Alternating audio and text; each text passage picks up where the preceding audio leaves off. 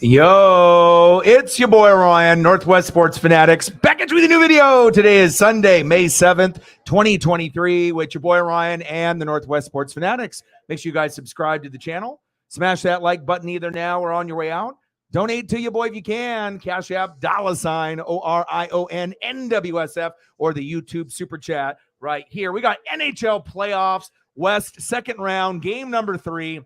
Series tied 1-1. We are no longer in Dallas. We are in Seattle. Release the Kraken. We are going to get started here in about 15 minutes or so. Right now, the Maple Leafs and the Panthers are in OT. Florida is up 2-0 in the series, and so we just have to kind of wrap this up. And then it's on, I believe, is it TNT or TBS? This games are on TBS. So sometimes they have games on TNT. So they're doing the triple header. I think they've done all 3 games on the same network or relatively. So excited. This is a must-win game, for Seattle if they want to actually try to win this series, just for not only momentum purposes, but, obviously if you win 1 out of the 2, you're still in good shape and you could still be tied up 2-2. But, taking this lead and being up 2-1 would be good for, I think, the Kraken's mentals. But even if they do lose today and win game 4, anything can happen. And if that happens, we're probably going 7 games, and there's a good chance it'll go 7 games anyway. So we'll see. I'm very excited for this opportunity. Let's go over some of the photos and things that I have prepped. Counting down to overtime for the other matchup here with Toronto and Florida is in another 2 minutes or so. And then I guess we'll just have to wait for that to wrap up. And then they'll end up showing the Kraken and the Stars right after that. This one turned out really good. I figured instead of using like an ice background, I was like, I need to be able to, see like a good location of Seattle in that backdrop. And I was like, oh, perfect. That one turned out fantastic. All right, Joe, I see you. Gru, I see you. Let's get it, baby. I am ready. And I'll sprinkle in a few extras for Dallas as well. Not going to be a hater. We want to make sure we showcase the best of the best, regardless whoever is playing our favorite teams. I don't know if we're going to get 4 goals in a game like we did a few games back, but it's probably safe to say Joe will probably get on the board at least once tonight, possibly twice, maybe even more than that. Jason's been a little quiet. That might be a little surprising to some, so maybe Jason will get on the board in the next 2 games as well. And I see you. I had to get a new one of you. Hey, I'm still rooting for the Kraken, but I'm one of those people that really appreciates the HD, the 4K, the quality, the action shots. It really does take it to the next level. So there'll be a few more that I sprinkle in, but I got to make sure we give a little bit of love there. And then let's go to the Kraken, baby. Added a couple new ones too. But we got Bjork Strand. Maddie, I see you. I'll get a few more of you as we go through. Ebely, Jordan, I see you. And plenty of Gru, plenty of Phillip, many poses, many action shots. And really, that's what it's going to come down to. The better that Gru plays, the better the chance that Seattle has a chance to upset. And, obviously Dallas is, probably the better team. We get that, but anything is possible. And we did split in the first 2. But I definitely think, this would be a must win, I guess, for the mentality part. Yeah, we could lose the game today and win game 4. And then it could go 7 games and maybe we win, maybe we lose. But I just think as far as like momentum and, being able to bounce back after a loss and winning with the crowd's energy in Seattle, like, the Sounders played, the Mariners ended up winning 2 out of 3 against the Astros. Big win. Julio Rodriguez hit the longest homer of his career today. So it's very active and people are juiced up. So I imagine the Seattle crowd will be even louder than normal. And hopefully that'll be able to catapult them to, even if it ends up being a 1-goal victory, whatever it takes. Let's go, baby. And then I had to get a nice little extra team shot. Seattle, I see you. Let's go, baby. Bobby's in the building. How are you? Preston's back. How are you? Sarah in the building. Let's get to 100 and donos, baby. Let's do it. We had a really good dono day yesterday with doing the WWE Backlash 2023. At first I was like, I didn't know who was going to be able to show up, and on paper, it looked like it could be as bad as a 5 out of 10, but And it ended up, 4 out of 7 isn't bad. And that's kind of what most fans would assume.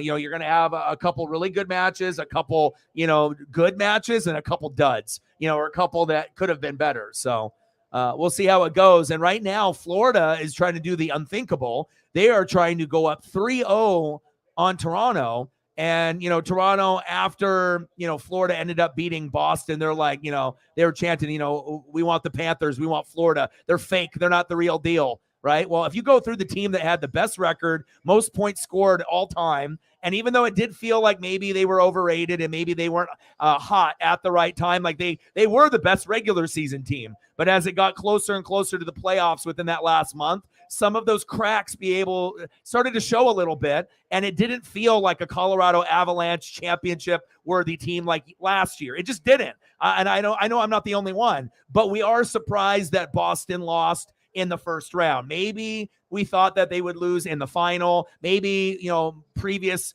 to that final, getting a little bit further along, but not in the first round, and maybe not necessarily to the team that was last to get in with Florida. But it shows you can still be hot and healthy, be an underdog like the Florida, or with Seattle, and you never know. I mean, I'm not sure how far each Cinderella story is going to go, but we have two, and that's pretty unique. And I think, in all honesty, a lot of people are rooting for, Florida and Seattle to do it. Will they? Will one of them? I'm not sure. But it definitely makes good for good drama, good TV. And it definitely, gives an extra incentive for NHL fans and non-NHL fans to pay attention, because they're like, oh, wow, like this is not normal. And obviously, if you ended up watching the Sixers and the Celtics, why are the Celtics going away from Jaylen Brown late in games when they end up being very, very good early on? That's something that's a coaching thing right there. Boston is the best team I feel that's in the playoffs besides the Nuggets. But if they want to end up winning it all, you got to be able to take care of business. And we know the Milwaukee Bucks are out of it with Giannis, right? So the next man up is the Sixers. The Sixers and the Celtics are the two best in the East. But if you fuck around and find out, you may lose. If you keep kind of pushing the boundaries, the Sixers will definitely try to take it from you. And they ended up having a big 1-point win in overtime. So I know a lot of Boston fans probably are a little surprised with that, but we already knew all year it was like Bucks, the Celtics, and the Sixers, and everyone below them, like Cleveland and the Knicks, were just a couple tiers below. But it's kind of unique. It's interesting to be able to see these underdogs play out, and it's very cool to have two in the NHL season right now. With Florida's got to be probably the biggest because they beat Boston, and now they're up 2-0 against Toronto, the Maple Leafs. I don't know if anyone saw that coming, but they're really feeding off the momentum. And then as far as Seattle, they're just the new guy on the block. They're the little brother, that's looking up to big brother. And maybe we're here a couple years too early, but they played well. And yeah, it's not like they've come in and swept or just been dominant. It's taken them to the very limits to go to 7. And if they're going to win in this series in Dallas, it probably will go 7. We have to push and force that, series to be extended. It's not like, Seattle's good enough at this point to sweep anybody, right? But even with that being said, people are starting to believe, and not only people in the Pacific Northwest, but around the globe. So right now it's still 2-2, 17 minutes left in OT with the Panthers here and the Maple Leafs. And Florida is up 2-0. They took 2 in Toronto. That's what's shocking, I think. You know what I mean? We know one team is an underdog, one team is the favorite. But even when you ended up beating the number 1 team in hockey, people were still like, they're not that good. Well, apparently they are, and they're very hot if you can go into the other guy's building and win the first 2 games. Now, if they can win this, it ultimately ends the series. They'll be up 3-0, and no matter what Toronto does, they're not going to be able to force 7 games if you're down 3-0. Now, for pride, would they be able to win 1 or 2 and extend it? Oh, and it's over! Florida up 3-0. Bang, bang, bang, bang, bang. Goodbye, Toronto. 1 more game and it's done, but it's pretty much done now. Now, what if Seattle can match this? I mean, we're not obviously up 3-0, but impressive. So, again, it's all about believing. And even if you come in as like an 8 seed or the last seed in the playoffs, you're just barely scratching and clawing and getting in. How hot are you and healthy are you going into the last month, in the last couple of weeks? And usually that'll determine what happens moving forward. Unbelievable. This is a special story. I mean, we should be talking about Boston like we did about Colorado last year. But now all the news is really not towards the favorites. It's towards the underdogs. There's more pub and more news and love for Florida and Seattle than any other two teams that's playing right now. So 1, 2, 3, let's release the Kraken. Florida, man. And that gives Seattle hope when they see this. They're like, oh, yeah, Florida can do it. Why not us? You know what I mean? Like, we're in the same boat as them. They're playing better than us. But, you know, we did go to Colorado, game 7, got it done. You know, it's still 1-1 here. We stole one in Dallas. It's not like we're down 0-2 and they have to win the next 2 games to match it 2-2. So you're feeling pretty good as a Kraken fan and a Kraken player, Kraken, you know, obviously confidant. So we'll see what happens here. But, God, Florida is playing some fantastic hockey. And obviously Matthews got hurt earlier. And now obviously, oh, baby. He didn't even see it coming. He was looking at it around the wrong, right in between the legs.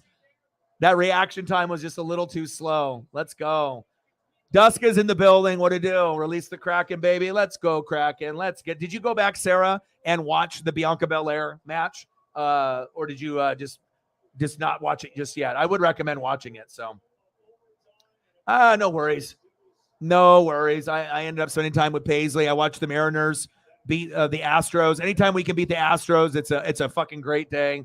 And I'm ready for this matchup. I've been thinking about this matchup since we lost game 2, I believe, on Friday. So I've been itching for Kraken hockey and just, you know, I've been keeping up with all the other matchups on the NHL side.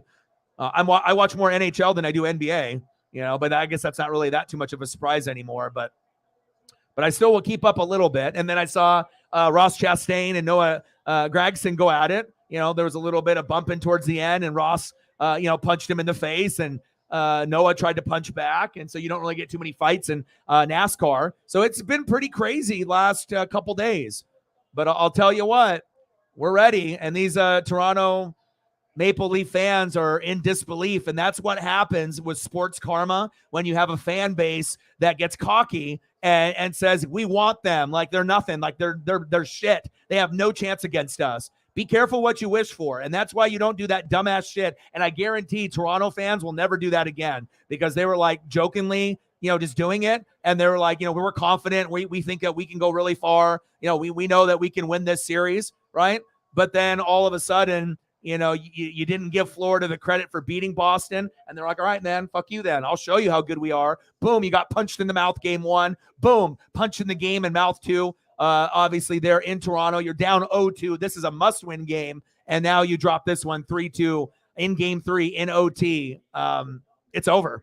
I mean, like I said, that you might be able to win 1 or 2, but it could end up being a sweep or maybe in 5. But Toronto's chances are done. Impressed with Florida.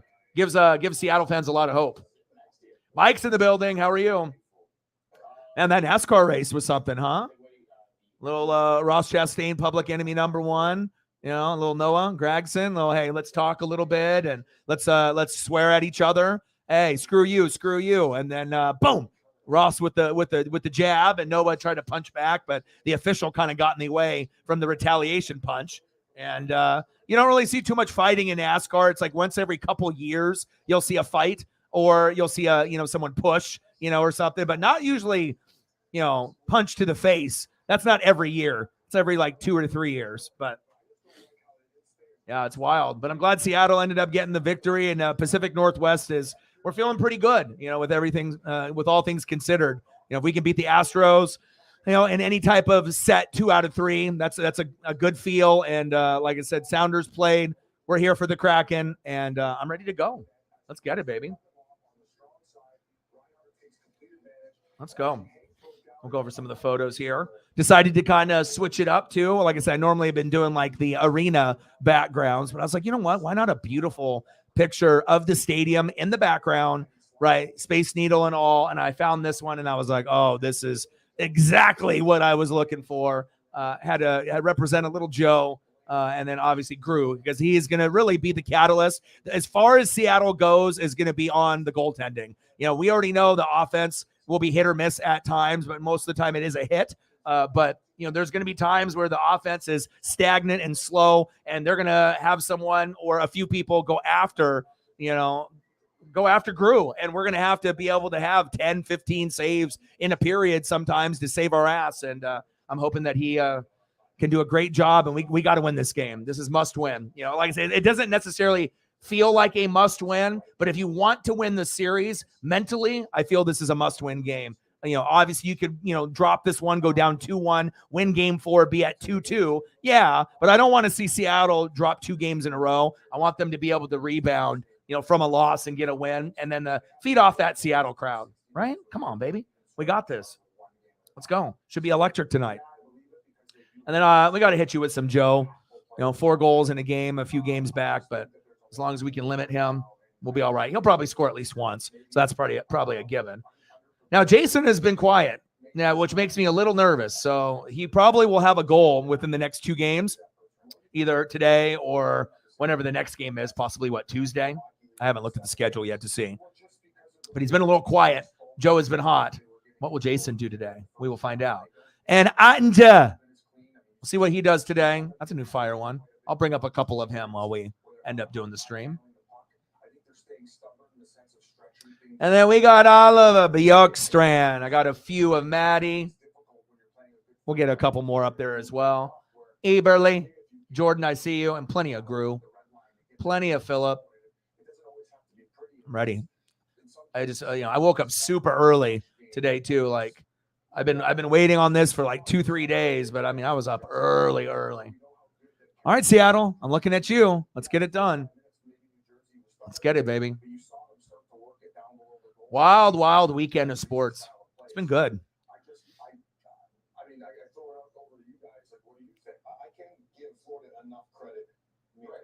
Oh, he did. So he didn't finish the race. He wrecked, and then obviously got DNF. Did not finish. Oh, that's tough. I have to go back and look to see. I briefly saw the top 5, but I probably should go on there as well.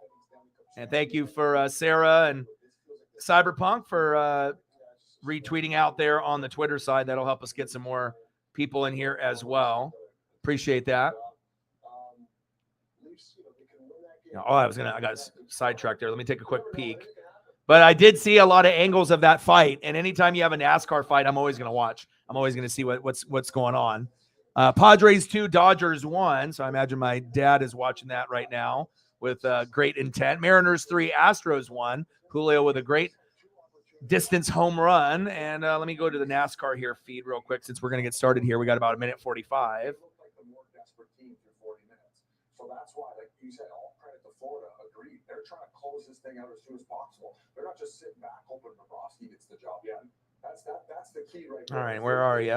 Nothing's phased in Florida right now. They're playing their game, and that's all they're worried about. And you mentioned the goal, and you go the other side. Put me in Xfinity. I was like, I want to see the cup. All right, so Denny Hamlin, Kyle Larson, William Byron, Bubba Wallace, and Ross Chastain at Kansas with a fist fight. Yeah, you will. Like I said, I feel that anyone, if you want to make something happen, if it's important to you, you'll make it happen. It may not be today, it may not be tomorrow. It might take you a couple years, but Pacific Northwest, like I said, everyone talks about how things are bigger in Texas and, obviously sports for high school, you can see what they do down there in Texas and in the South. And some of their stadiums look like NFL stadiums or like college football. I get that. But the Pacific Northwest, we definitely hold it down. We may not have a stadium as big as others, but person for person, we're just as loud as anyone else. And in most cases, it'll be 2 people on their side compared to one of ours. Not saying that we get, more drunk and more hyphy on our side, but I'm telling you, Pacific Northwest, we definitely represent through and through, regardless of the record. Once people are on board, they're on board for life. That's facts.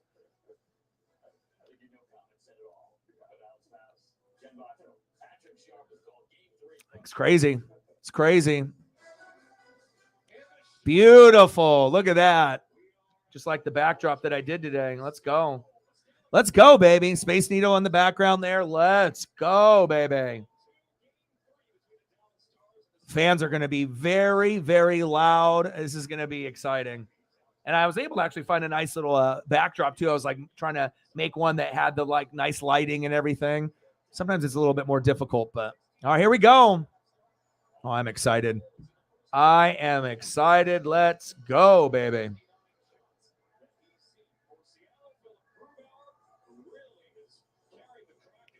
All right, Gru. I love defense, so it's going to be all about Attenja and Philip Grubauer.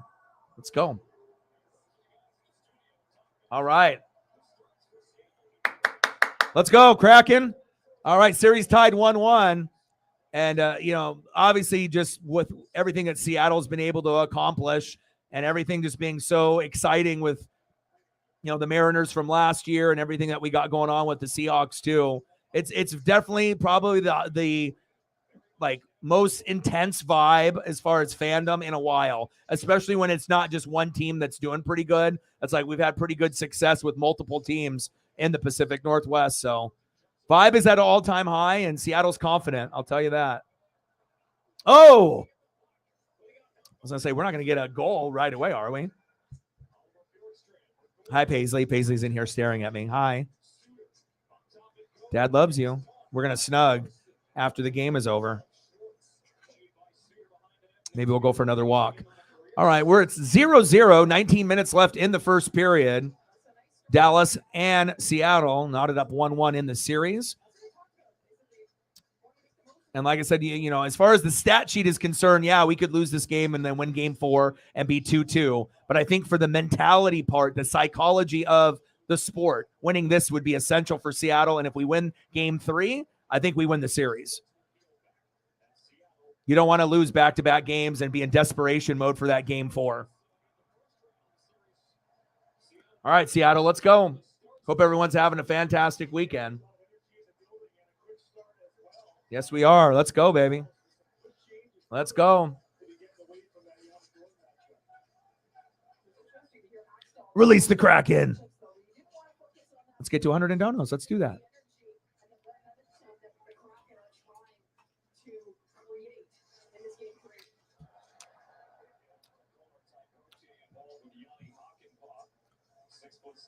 All right, 18 minutes left in the first period. 2 shots on goal for Seattle, which is amazing. That's what. Oh! Oh!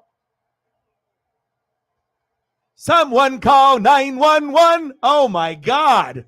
Is he alive? Whoa. What a check.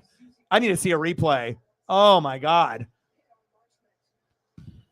That was insane. 2 shots on goal for the Kraken already. And again, we want to be the leader in shots on goal in Seattle in both games, to be able to have that pressure put on Dallas.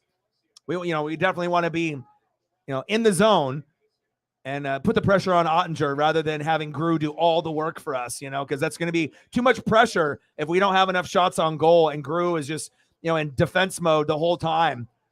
Good save. Let's go. Let me see a replay. Woo! Oh, yeah. You want to scrap? Let's do it. Let's scrap, baby. Woo! Let's go. We're ready. We're ready. Oh, my God. Let me see that hit again. Can I see that hit? Let me see this. Hi. Oh, you depleted him. Those are the best. Woo! Let's go. That reminds me of like NHL 94 and 95 on the Genesis. Bang. Oh, my gosh.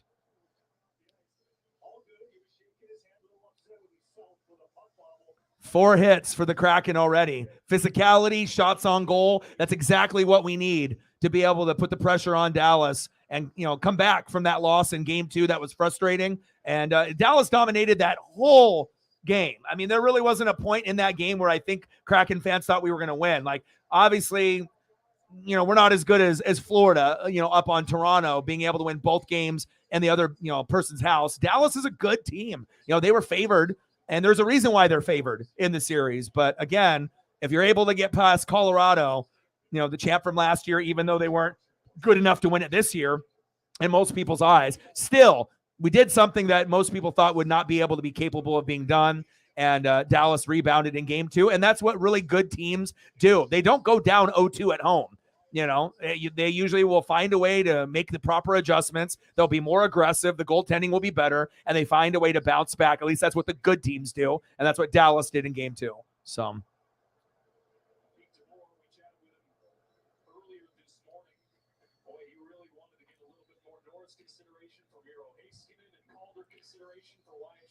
Yeah, I was actually going to bring that up. If you have any other additional stats, in the power plays, how many that we have, what our percentage is, or with face-offs, but you just read my mind, bro. I already knew you're going to be dropping the stuff like that. And then once they score, you want to be able to put it in for me, with the goal, the assist, and all that like you normally do. And I'll throw up the appropriate photo, and we'll work together with that. Let's go. 16 minutes left in the first period. Lots of action here in Seattle. And again, the vibe is a party up there already with the Mariners starting to turn it around. Julio's trying to, kind of find himself. It's just a fantastic feeling right now in the Pacific Northwest and beyond. And I think it's just the belief, that we can hang. It's not like, well, we are happy to be here and we're going to be humble about it. But I feel that everything that has transpired through this season and what people have seen in the playoffs, there is a reason why not only fans believe and outsiders believe, but you can just tell based on how they play, the Kraken players and Hack, they believe, and that's a big part of it too. It doesn't matter that, you're an expansion team, you're only in your second year. It feels like this team has been around for a while. But we definitely got to get some power plays in our favor and execute on those too. But this is a fantastic stat. I love it when someone can read my mind, because you have to go deeper into the stat line to figure out why we're winning or why we're losing. It's not just going to be the obvious. And that's a good one too. 31% is dog shit. Also, it was in Dallas though, and they had all the momentum. So.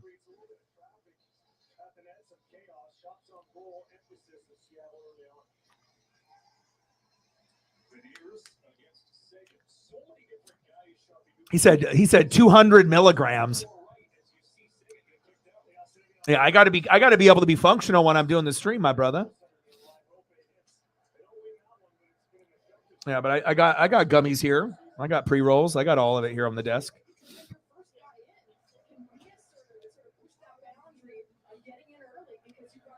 All right, Kraken, let's go. 3 shots on goal for the Kraken, 2 for the Stars. And I'm just so happy to be able to be connected back with hockey, because, like I said, if I'm not going to be watching as much NBA, I need to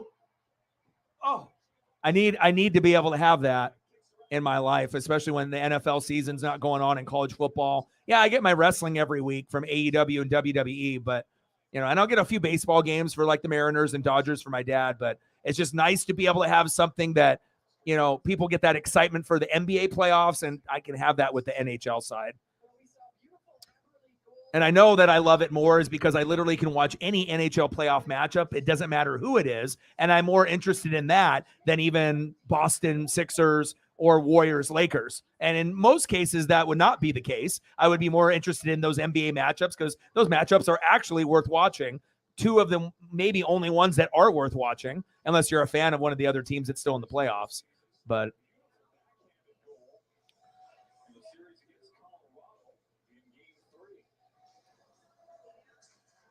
TBS, Mike. It's on TBS. TBS. Let's get to 100 and donuts. Let's do it. Exactly. Preston hit that on the head too. We just started off like slow, stagnant. Dallas was on the offensive. We were just kind of reeling the whole game, and they were just always in their zone. It was like Grew always had, shot after shot after shot. It's like we didn't really give a fair shot against Ottinger to be able to try to make it even. And then you have to really credit Dallas and their fans for really lifting them up in game 2. But they controlled everything in game 2. So I felt that they were going to make the proper adjustments. And, you can still be a fan of a team, but be kind of realistic. And if you go back in the history of sports, even though the Kraken history, this is all brand new, but in traditional game 2 history, regardless if it's NHL, MLB, NBA, it typically follows a pattern, for good teams and then the bad teams. Like Toronto, dropping both games at home, you're not winning the series. Like I said, you might have been able to, win this one in Florida, but you didn't even do that. So once you fall back like that, chances are you are done. I mean, only a very few rare amount of teams can go 0-2, lose the first 2 games in your building, and then actually come back in 7 games and win the series. I mean, we're talking rare. It does happen, but Florida's a real deal. And I'm hoping Seattle can follow in those footsteps. But if we end up losing in 6 or 7 in this series, I'm not going to bitch or moan or cry about it or make excuses. It's just been a fun ride. And sometimes you got to enjoy the ride before you get to the destination.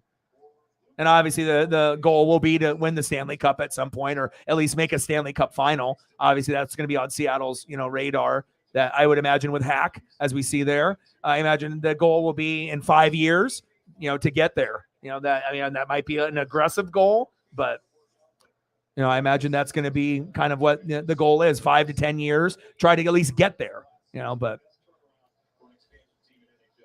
yeah, I love the logo. Like I said, it's crazy because, with certain like logos and colors, sometimes fans are like, man, this doesn't feel like the city or maybe like the other teams. But once you look at what the Seahawks have and their vibe and their colors, and what the Mariners have, and they, have the City Connects, and they kind of mix up their jerseys once in a while. And then you see what they did with the Kraken. But I feel like, as far as an expansion team, the Kraken logo and the colors were more thought out than most teams. And I feel that everything that they got going on based off their logo and their color scheme of all their jerseys, with the dark and the white and with the teal, it's a cool combination. And like I said, not every hockey team has cool uniforms for every option, home, away, or like a throwback, or kind of like a City Connect like we have on the MLB side. But Seattle's jerseys are dope, man. Like I said, with the Kraken, I would buy one of each. I would buy the dark, I would buy the white, and I definitely would buy the teal. But the one I'm going to get first will be a white. Maybe a white Grubauer, unless I end up getting someone else. But yeah, watch with us, Mike. Just because, you may not, necessarily know everything that's going on, that's fine. It's just being able to spend time and hang out with each other, with people that you like,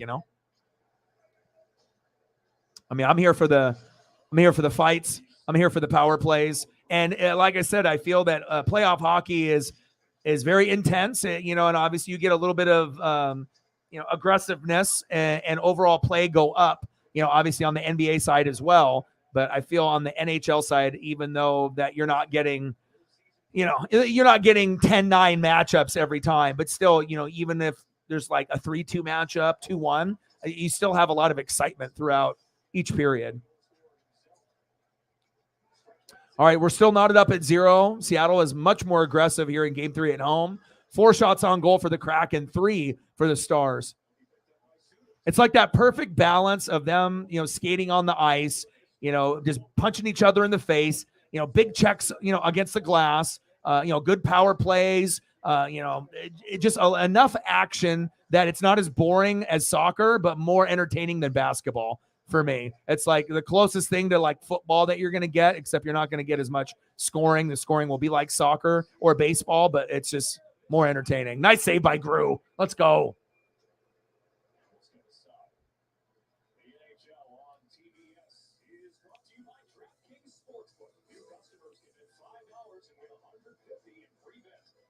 Yeah, but look at that. Look how the logo looks great. The colors, they all blend. It doesn't look like it's forced. Everything looks, exactly what it should be.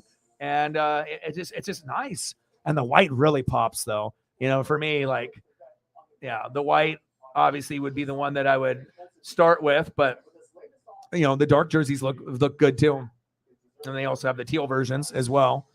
Teal probably is third, so most people are going to go with the dark jersey first, and then maybe the white, or the white first and then the dark jersey. And then this would probably be third option. But if you're a hardcore fan, yeah, who cares? If you got the money and you're supporting and you already got the other two, you might as well, do this. But this would be third option for me. And then obviously normally I like the dark colored stuff, but yeah, I'm going with the icy white first.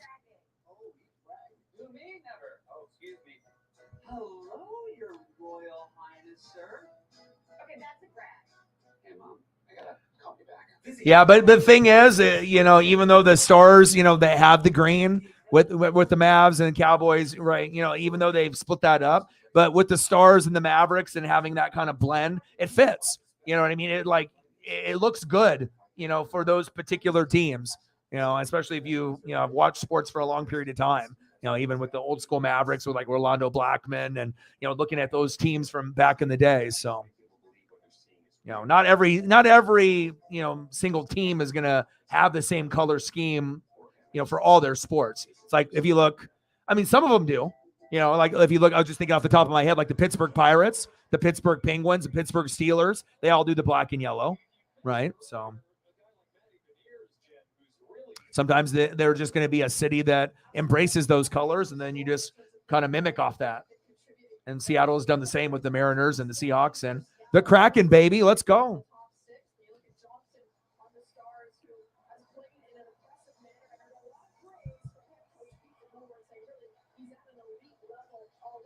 Yeah, the green and white. Yeah, I agree. The white and green and the green and white look awesome for you guys. I like this. This one looks cool, like the one that you see there, obviously on screen. And then the greens look good too. It's not like they don't look. I don't think it's not like the green. It just depends if green is one of your colors. It's like every person has like a few colors that they feel that they look better in, based off like jerseys and clothes. I think that having the Stars and the Mavericks have a little tint of green, with their jerseys instead of just being blue like Cowboys and blue and white. I prefer it, But also two green apples, like my favorite color for the Ducks. So obviously anything green I love. Just pops. Looks good. Yeah, but if I was a Stars fan, obviously getting a Joe in that white, that would be my priority list. Unless you're going like old school, like Mike Madonna or something. Oh, bodies are hitting the floor. 9:20 left in the first period. Come on, Kraken. Offsides. Boo.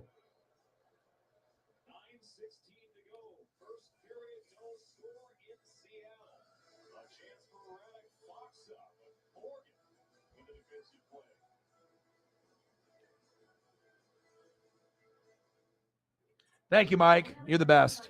Appreciate you. Mike's donating for mental health and supporting the channel. Always supporting whenever he can. I appreciate that very much, man. $20 holla for our boy Mike. 80 to go. Appreciate you. Anything you want me to put up for you? You want some Kyle Busch, or you let me know what you want to see? You want some Grateful Dead? You want some Slayer? Anything you want, you let me know. I'll take care of you.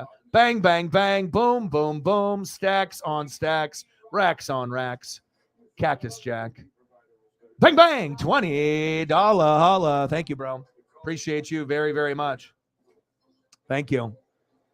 Yeah. And like I said, I feel that, I used to follow it pretty heavy, like NASCAR, 80s, 90s, like early 2000s. I took a little bit of a break, about 15 years probably from both. And then I'm trying to jump back in to both. And I do really enjoy, watching both now. And like I said, it just took, I think, Seattle to have a team, for me to be able to get fully invested. And I felt that once I actually went to a game, that's when my fandom would click. But I haven't had a chance to go to a Kraken game just yet. I've been going to Mariner games and whatnot, but that Game 7 against Colorado, that was it. I was like, if there's any time for me to be able to, hop back on, and get dedicated to the NHL, why not here? And even if they would have lost, I still would have done the other games, moving forward. But just the fact that they won, obviously is great, not only for the Pacific Northwest and Kraken fans, but just to see what Florida and Seattle are doing, it's pretty fucking exciting. Let's go. $20. Let's get to a hundo. You have a Bama hockey jersey? Oh, that's awesome, man. You got any new Bama news for me, Mike? Anything new on the NASCAR side? Anything new on the Alabama side? We still got a ways away. Obviously a lot of the spring games for college football have been done within the last couple weeks, and we're going to still have to wait a few months until we get college football back. And obviously on the NFL side, we'll get a little bit of training camp and preseason, but even that's still a ways to go. But at least we have NBA playoffs, NHL playoffs, MLB regular season in wrestling to hold us over, and NASCAR, Xfinity trucks, and NASCAR Cup. But if it didn't give fans another reason to not like Ross, him punching Noah in the face today, I mean, he is the villain, man. But even with that being said, I still like Ross, no matter what. Like, he's still always going to be like that Joey Logano, Kyle Busch, where he's not going to be very well liked. And those guys are legends. And, you know, obviously we know Ross has got a long ways to go to even get to the Kyle Busch, Joey Logano, you know, type of legacy. But if there's anyone besides Chase Elliott and Kyle Larson that can do it, it's Ross. And he might not be well liked, but I don't know. I'm a heel guy, not only in wrestling, but just, you know, in cartoons, anything from the 80s and 90s. I always like heels. And, you know, my favorite driver was Dale Earnhardt, the Intimidator. So go figure. All right, 8 minutes left in the first period. 4 shots on goal for the Kraken, 3 for the Stars. Seattle's kind of settling down. We've had a few penalties here, and hopefully we can get a goal here within the first 2 periods, kind of set the tone.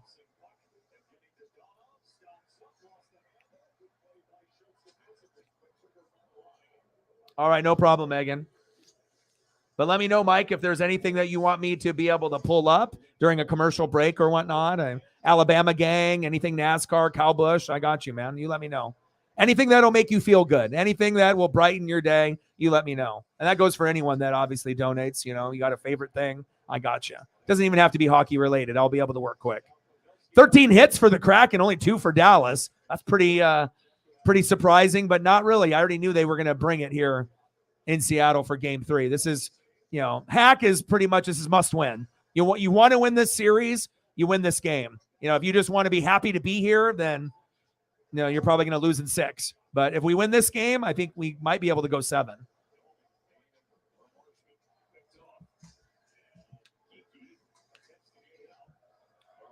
Zero, still in the first period, 6:50 left in the first period. 4 shots on goal for the Kraken, 3 for the Stars. Series tied 1-1. And Seattle was lucky to even win the first game, you know, based on how everything kind of played out there in OT, and then, you know, complete utter domination by the Stars in Game 2. So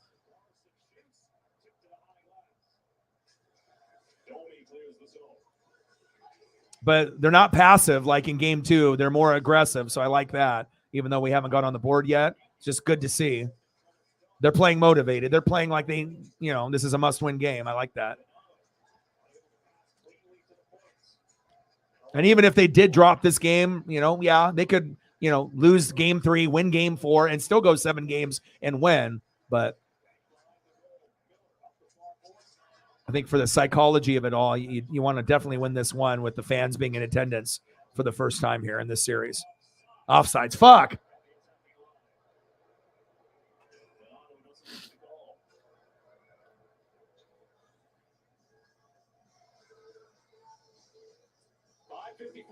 The Commanders. Yeah. Well, Andrew Luck is never coming back, so. All right, 5:54. We're in a commercial break, Mike, so I'm going to throw up some photos here for you. I'll take care of you. We got $20. 80 to go. I'll throw up some of your favorite things that I know of. And that's a good thing when you actually know the people that are supporting you. Commercial breaks in hockey don't last very long, so I'll see what I can do here. First, I got to hit you with your favorite NASCAR driver for your dono. Boom, we'll do some Kyle fucking Busch. I know you like metal, so we'll go Slayer. Slayer!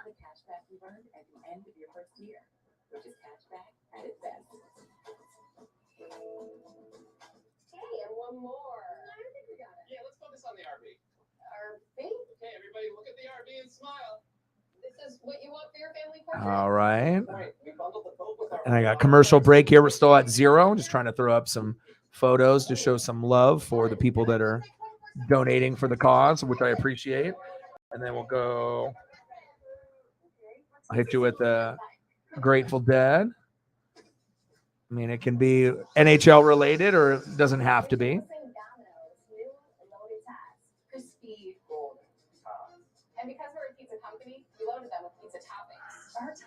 made to be delivered. Try new loaded tops with your favorite. And then maybe some Alabama gang here right before the commercial ends. Just before we start, I just want to. All right, we're just about to get back started here, so let's see if I can push. Mass shooting in Allen, Texas. It's really close to home, obviously, and just tragic. I don't pretend to know the answer. And I got you an old school Alabama gang, old school NASCAR photo that we've seen a long time ago. Mike is one of our OGs. We got half the channel that's under 40 and then half the channel that's over 40. So it's a nice blend where we get people that are going to be, anywhere between, 10 and 17 years old, but a good chunk of the fans will be 40, 50, 60, 70, 80, 90, 100 years old. And that is fucking awesome. I appreciate you, man. Thank you so much. 5:44 left in the first period. Seattle 0, Dallas 0. But we're out there playing confident. Let's go, baby. I'll get you a few Alabama football or Saban photos or something, maybe too.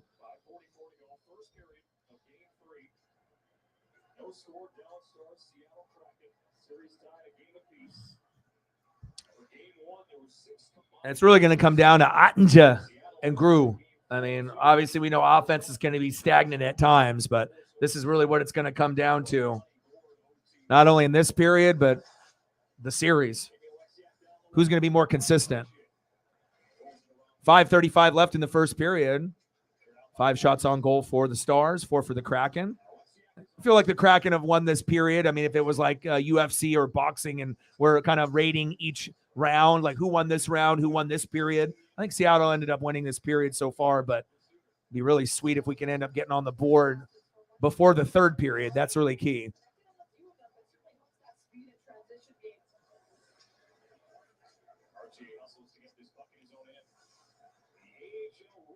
Come on, Kraken. And it's been a little sloppy. A lot of big hits. Puck out of play. There's a souvenir. That would be pretty sweet to be at a playoff game and to be able to end up getting a puck to go over the top, and he ended up catching it. Doesn't happen too often. A few times a game. A lot less than a foul ball opportunity, that's for damn sure. All right, 4:58 left in the first period. Come on, Kraken. Series tied 1-1. We are in game 3 in Seattle. Go, go, go. Oh. Out of play. Come on, Kraken. Let's go.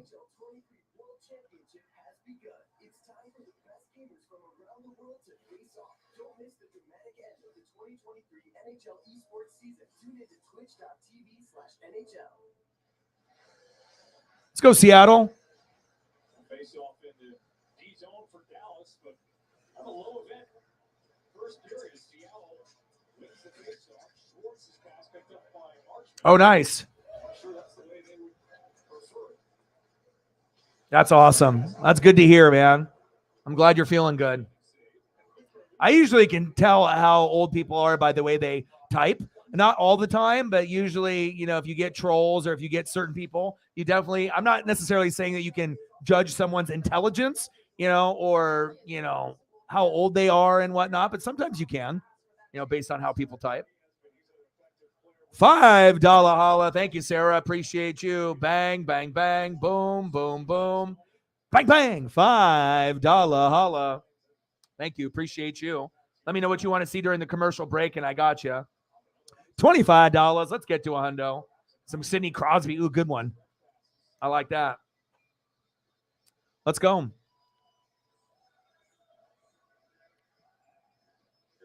And we'll see if Jason gets on the board today or Joe. Jason's been a little quiet for the Stars, so I'm definitely intrigued to see if, he comes out of nowhere and kind of sets the tone at some point, but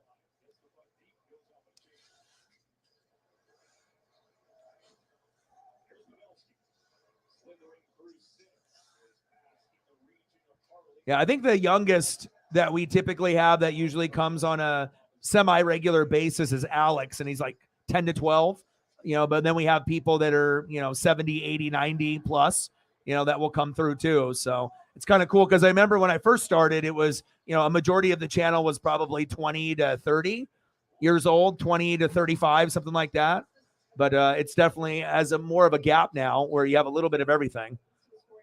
But I still think the majority of the people, I think, are like 18 to 35. I think that's like the most, in that specific category. But we're still getting young and older OGs to be a part of the channel, which is good. It's like having a team. You have to have a nice blend of young talent and then, some of the OG vets. And then, you get people that are older than you. They're going to know more than you, regardless if, you might feel that you know a lot on the NFL side, but someone like Mike, who's like our NASCAR guru, that's going to know a lot more and has watched a lot more. So it's always cool to be, taught by people that are smarter than you in a certain sport to make you smarter and have more passion for the sport. And that's a big part of me, doing NHL and NASCAR on a regular basis and watching it, just by having people that care about it as much as me. Because sometimes that's kind of a deal breaker. Like if you really like something, but you got no one to really watch it with, it's kind of tough to stick with something, if you don't have other people that enjoy it with you, either at the house or online,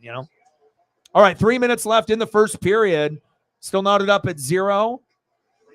Stars still with 5 shots on goal. Seattle with 4. We started off with a bang, but then we've kind of mellowed out. We need to get back on the aggressor.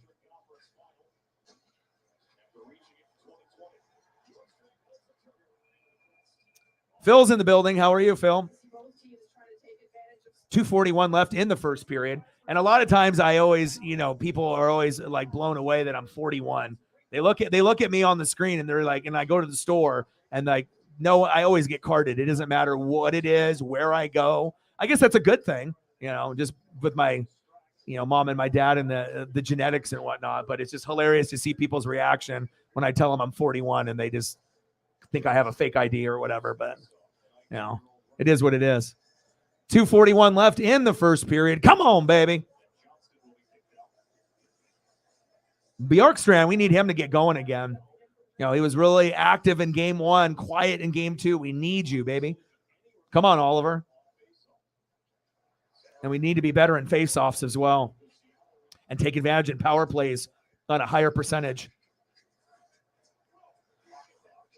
Good physical first period so far. We don't got anything on the board, but it's been entertaining.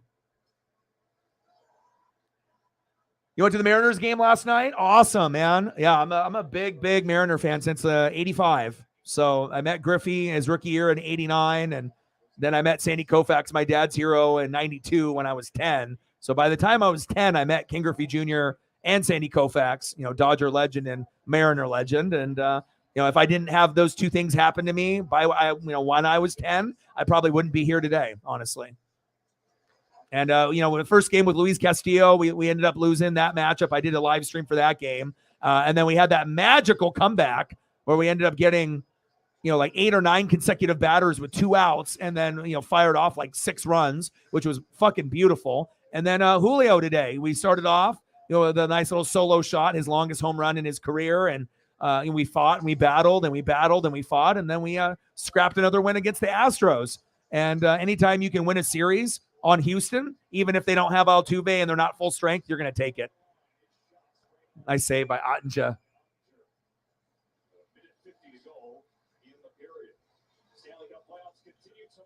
I'll give Dallas their love. There's no need to be a hater and only show things for your favorite team. That's the difference here. We will show love for everyone.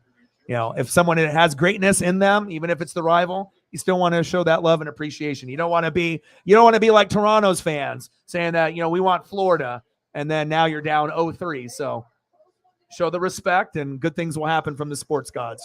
Let's go, baby. Minute 45 left in the first period. Come on, Kraken.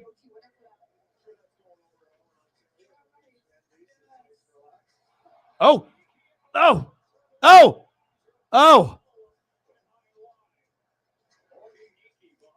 We got a minute 30. This is a good opportunity here right before the end of the period. We just got a battle right here. Keep it here. Keep it in the zone. Keep fighting. Here we go. Come on, Kraken. This is a good opportunity. Oh. There we go. Good passes here.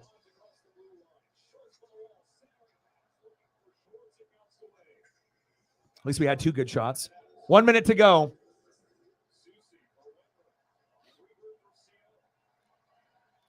Yeah. Well, I've been watching since 1985, so I should, And I follow everything. And I usually read about 4 to 6 hours a day. So, and that's not including what I do here on the channel with the streams. So, it's hard to try to be an expert in everything, but I mean, it's just, if you love something, you're going to put in that effort in that time on whatever it is. Plus, when I was a little kid in the 80s and 90s, I spent a lot of time reading the stats on sports cards and whatnot. So most kids, we're looking at the the picture on the front of the card. Here we go. Little fisticuffs. But I always flip the cards over on the back. I'd always like to see height, weight, college, batting average, home runs, how many yards they threw for. You know what I mean? I was always looking at those type of things. And I've always been kind of an analytical stat guy too. So, wow, look at that save. RS Games in the building. How are you? Awesome, Phil. Appreciate you. And I do Mariner games. I do a little bit of everything. I do NFL, right? I do college football, and then we'll do NBA once in a while. College hoops during March Madness, WWE, AEW, ROH, NJPW, MLB action with Mariners, and then Dodgers for my dad if the Mariners aren't playing at that particular time, or a good matchup. NHL, NASCAR. There's really nothing that we don't do. Pretty much what the main event is, whatever the big thing is. And I try to do late streams, because that's when most people are going to be available, is after 5 p.m. 14 seconds left in the first period. Appreciate that, Phil. RS Games, I appreciate that. Thank you. We only need a few more hundred to get to 20,000. So, yeah, any type of extra support that we can get would be fantastic. And I really enjoyed meeting some of the new, hockey fans. It's like when you do something new, when you haven't done it either before or in a while, it's just nice because you usually are going to get a different type of person that follows hockey. They may not follow the NFL and wrestling like a lot of, football fans do. Sometimes it takes a special individual to follow NASCAR, Major League Baseball, or NHL. It's not going to be for everyone. But if you're a fanatic, you're about everything, or you try to do as much as you can. So, all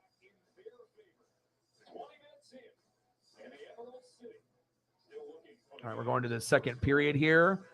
Mike, is there any other photos that you want me to throw up? And Sarah wants Sidney Crosby, so we'll get some of that up. We're going into the second period, still knotted up at 0.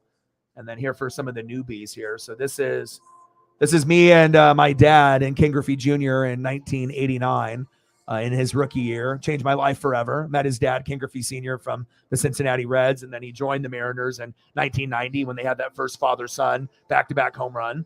And still got the Don Russ rated rookie card. And Ken Griffey Jr. has the most beautiful autograph out of any athlete I've ever seen. But if you go and look at LeBron's autograph and a lot of these guys, it's just like LJ23. It's lazy as fuck. Ken Griffey Jr. took the time to actually spell Ken, Griffey, and Jr. That shit meant everything to me, that he actually took the time and wasn't sloppy with it. You know what I mean? I didn't meet Barry Bonds or McGuire or Sosa, so I didn't have to worry about the Balco or the steroids or my hero's a fucking cheater, because pretty much my heroes are in this photo. It's my dad and Ken Griffey Jr. So still have this to this day, and I still got the upper deck and the Fleer and the other cards. And then when I was 10, I met Sandy Koufax. That's probably the only photo my dad has ever smiled in his whole life. And my dad grew up in LA and Hawaii, Oregon, and he grew up as a little kid, in the 50s and 60s in Los Angeles. And we ended up meeting Sandy Koufax, got the picture, got the autograph, and and we try to still go to games today, whether it be in Seattle or somewhere else. So,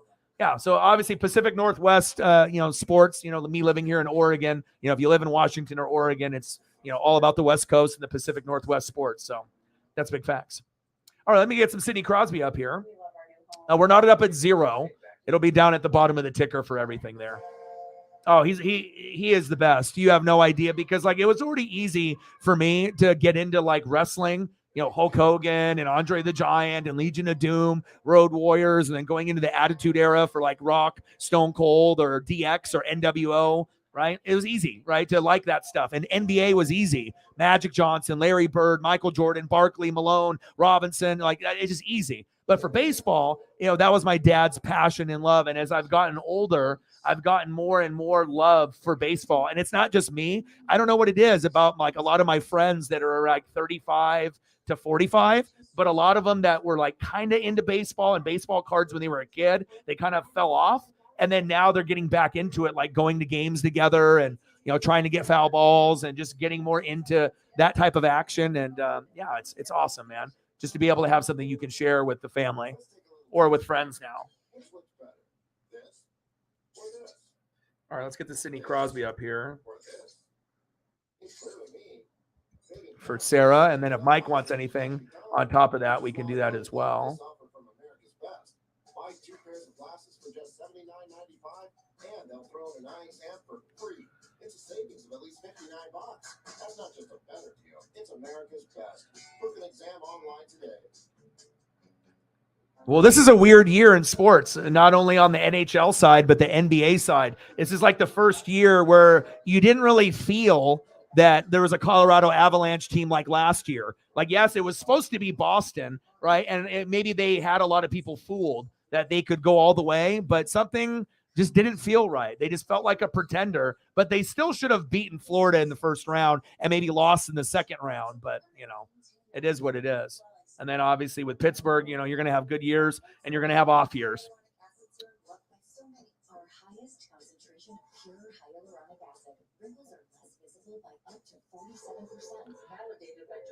But Crosby and Ovechkin at least gave a little life for some hockey fans.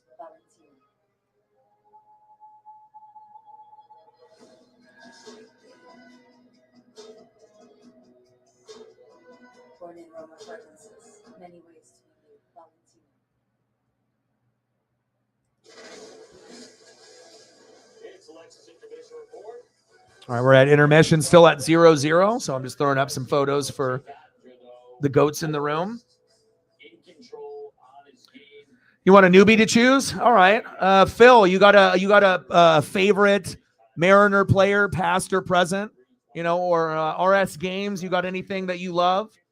Sport wise, favorite player, favorite team, something that you guys want to see. Sometimes we'll get people that'll donate and then they'll give their photo opportunity up to someone new. So Charles is in the building representing the Stars. How are you, brother? I'll give you a little love here.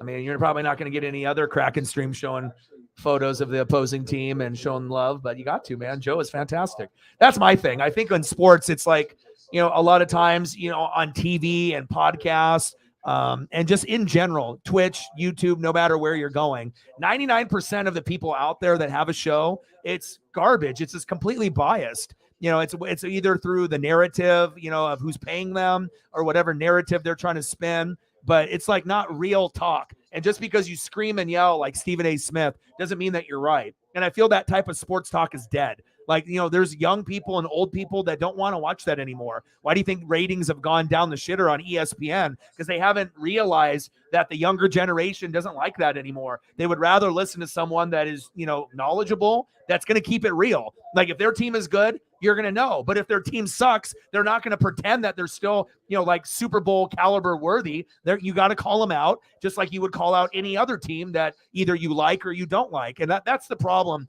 I feel in the sports world. And for me, I think that's why people enjoy this channel, because with all the research and the film study that I do, I try to break down every team if it was my own, and then, giving that love and appreciation. And, every team has greatness. You can still be, a fan of a team and then look at the rivals in the division, and you can still have that hate for them, but you just never know. If you hate too much, one day, one of those players that you're always talking shit about might end up being a free agent and then being on your team down the road. A perfect example would be like the Washington Redskins. They'd be like, fuck Donovan McNabb. Fuck Carson Wentz. Those guys are fucking bums. And then fast forward 5-6 years later, who's wearing the jersey of Donovan McNabb and Carson Wentz? It was Washington fans after they ended up getting that player. And obviously it didn't last too long for either one of them, but you just got to kind of be careful what you wish for or what you don't wish for, because it might end up being on your team, and then you're going to have to root for that guy that you quote unquote hated for so long. So, and you never know, there might be an amazing player that is a rival in your division that you're like, oh, that guy kills us.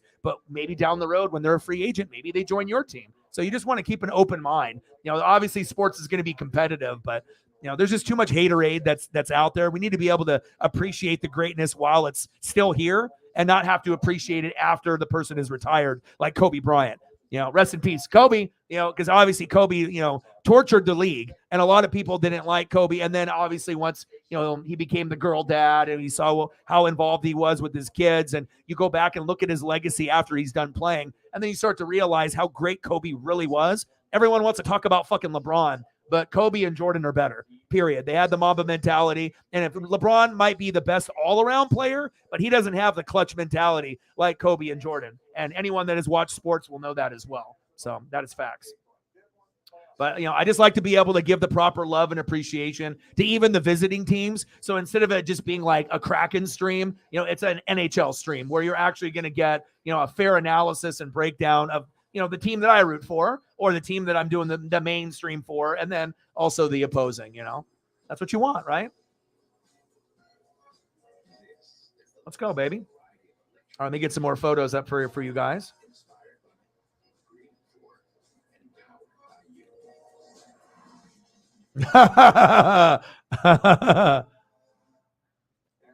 Yeah, and a lot of fans were asking me if we thought we should deal him, and I was like, no, we can't even afford to deal him. And like I said, he had some mental health issues, got sent down to AAA, and was number one, in Cactus League. So I knew that he could come off firing. And now when we have struggles in the 7, 8, 9 hole and the DH spot, we can't afford to let the guy go. And honestly, if we would have traded Kelenic or got rid of him, can you imagine how bad the Mariners, we're already bad right now. We're like 500, but imagine where we would be without Jared. Jared has single-handedly won like 5 games for us already this season. So I like Jared. And like I said, the same reason why I like Big Dumper Cal Raleigh, and I like, obviously Julio. Jared is the guy. You have to believe in him, and I'm excited. He might end up being an all-star this year. Obviously I'd love to see Julio turn it around and get there, but I mean, the only deserving guy that deserves all-star notoriety right now is Jared for us. That's facts. Like, sub, donate if you can. Love you too, brother. Yeah, that's my favorite tag team. Period. It's funny too, because I even have wrestling. I'm a big collector. I've been collecting toys and sports cards since the mid 80s. And I would say like 95% of my collection or 98% of my collection is still in the box. But I got like the Bushwhackers here on my desk. I got Hulk Hogan. I got Big Boss Man. I mean, my dad is always looking for my birthday and for, because my dad's a collector as well. So on my birthday and Christmas, instead of, some people will get clothes or, they'll get gift cards. I usually will ask my dad, to try to find me some of wrestling figures from like the late 80s or the early 90s from when I was a kid. So that way I can kind of relive the childhood, and not necessarily ones that are still in the package. I can buy those on my own, but just getting like loose stuff. Like, for example, I got the Big Boss Man here, and just little things like that, the little memories that you have, when you're 7, 8, 9 years old. And a lot of them, if you squeeze the legs, it does something. You squeeze the arms, you lift the arms up. I mean, I can't tell you how much nostalgia you can get by being able to have some toys that you actually put your hands on when you were 5, 6, 7, 8, 9, 10 years old. Because anything from 5 to 12 is precious. It's the coolest thing in the world to you. So that's why I like Transformers, G.I. Joe, Ninja Turtles, obviously starting lineups, McFarlane's, wrestling figures. That's my ish, dude. Love it. Yeah, Legion of Boom and Legion of Doom. Both of them. Yeah, last 2 years, you guys have really turned it around in Seattle.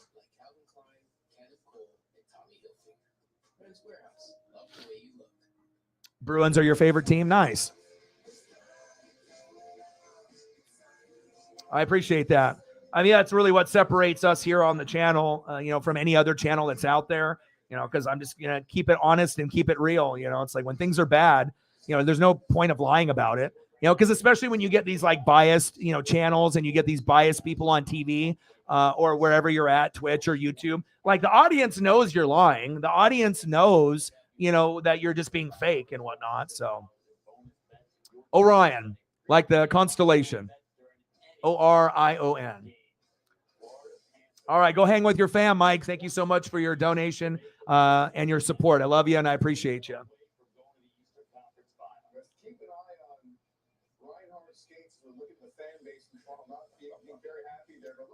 A Canuck? Absolutely. You got a favorite player? You got a favorite player that you want me to throw up, and I can do that. It could be a legend. It could be past or present. Just let me know. I'm a big visual guy, so I'm always looking for HD, 4K, stuff to be able to, take care of you guys. And it's good for me too. So, all right, games. Take it easy, brother. $25. Let's get to a hundo. For your team, is it sinking in for you yet? A little bit. I mean, with our group, with what we've been through the last couple months, we're really living one day at a time, and we won't want it any other way. To be on the road for that long in playoffs in a row, and to be able to come back into this environment tonight and get a big one is huge for us. Just expand on that for me for a moment. This team, the belief that you have in each other, just the way that you've come together and shown resiliency so far. Yeah, resiliency that Canucks fan is like, oh, can I get a little love? Of course you can. That goes back to the start of January when you're far out. So, it's so tough to be able to turn it on, late in the season. So, we're just kind of riding the wave. And like I said, it's day by day with this group. And, it's really nice to get back on home ice and have another good effort with them. Oh, yeah. There it is. I can hear Keith handle.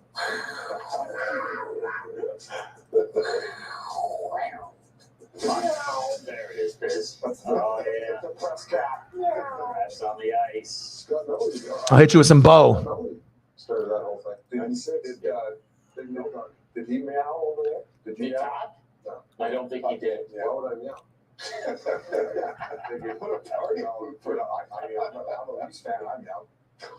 You meow, Biz? Yeah, I meow. I'm a team player. You did? Let's hear it again. Do you think Hank would have meowed? 100%. Let's hear it again, Biz. Think so? Meow.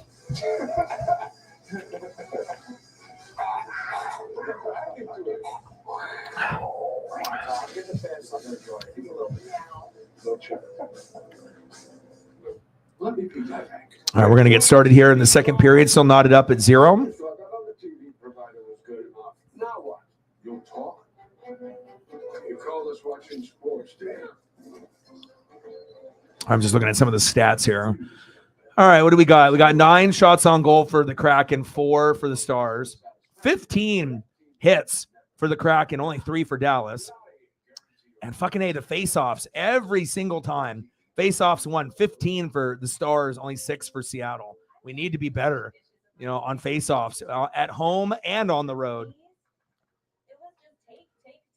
And obviously, we won 5-4 in Game 1 in OT on my birthday, and then we lost 4-2 in Game 2. But that was pretty much utter domination by Dallas from the beginning to end. Hopefully, we can turn it around. Download the SoFi app and earn up to $250 when you set up direct deposit. SoFi, get your money. Yeah, we got plenty here.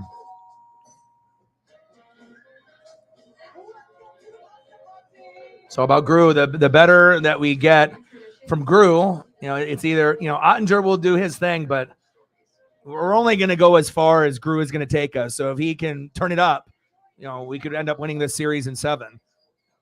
And then what? Edmonton would be next on the, as far as the bracket is concerned, if we were able to get past this round. I'm your overly competitive brother. Let's go, Seattle. Just like I stole Kelly Carter in high school, huh? You got no hand. Dude, that's a foul. And now you're ready to settle a score. Game over. If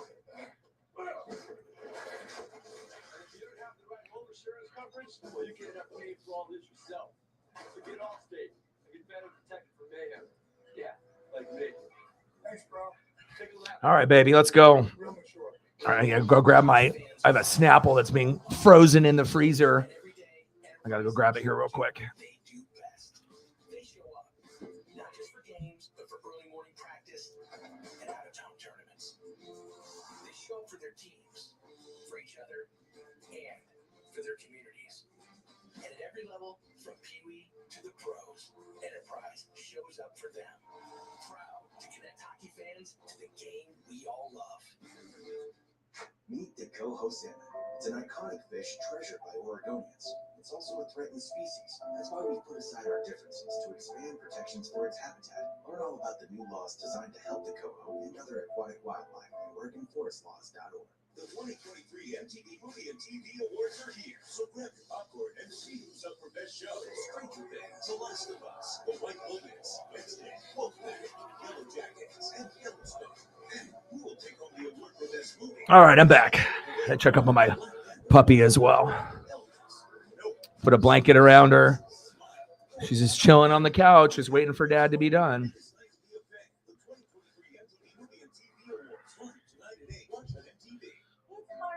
All right, baby, let's go. Joe hasn't scored yet, so far so good. But you already kind of have that feeling. Oh, when is it going to happen? It's just a matter of time. And Jason really hasn't got going yet in this series, but never count out Jason ever either. And Attinger, he's the man. But we got one too. Let's go. Let's go, Kraken. Here we go. Start of the second period. Let's go, baby.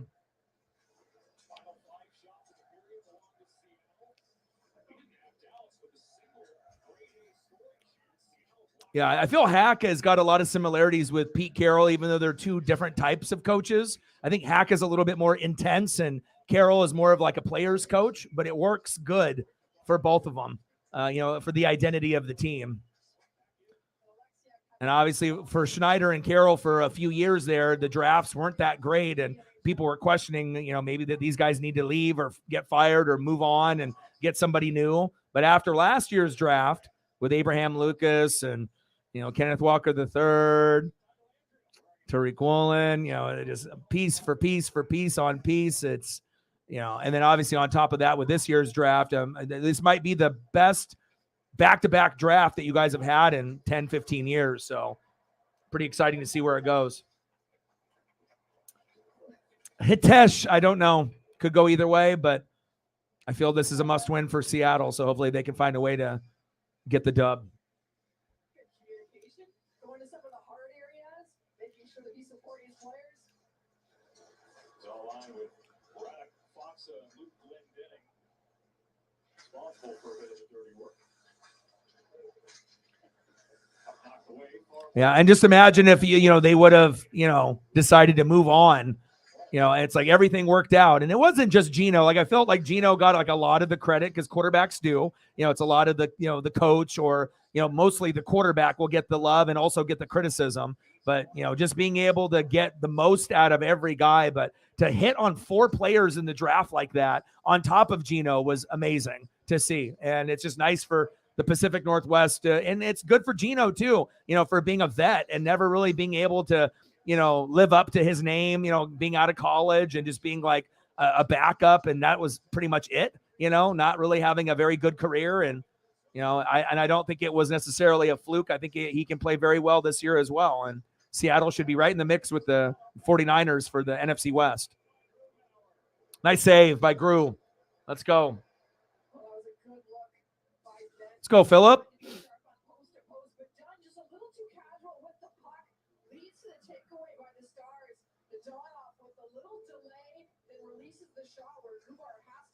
Gruba. Let's go, baby.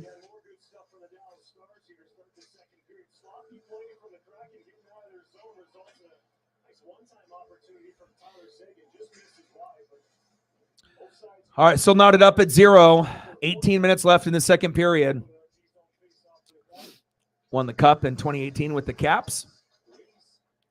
It's kind of a wild few years for Washington sports there when they got it with Ovechkin, and then they ended up, letting Bryce Harper walk, and then they won the World Series the year after. How things can change in sports in a matter of a couple years from being at the top and then not even really being that relevant anymore. Oh, yes! Let's go!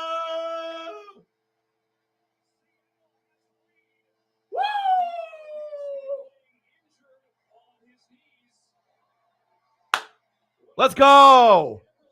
Let's go. Woo! Yeah. Let's go. Ha ha. You already know what it is. Jordan Ebale with the wrister. Kache with the assist. Woo! Let's go. Must win for the Kraken tonight. Period. For the psychology of the sport. Let's go.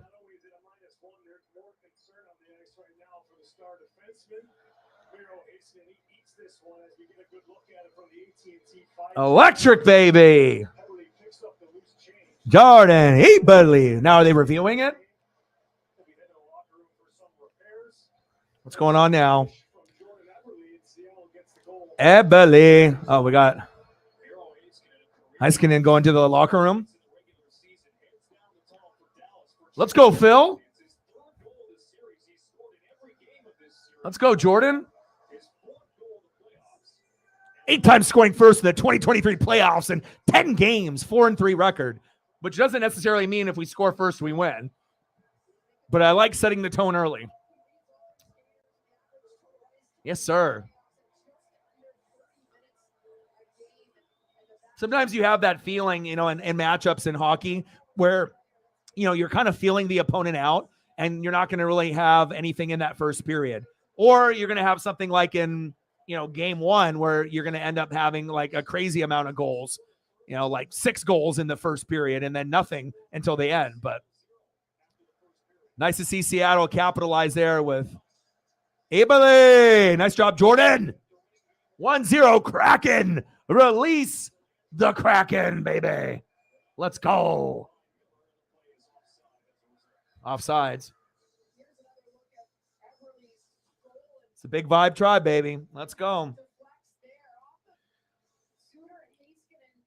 Oh, baby. What stick work right there? Because if he just would have took the initial shot. Oh, wow.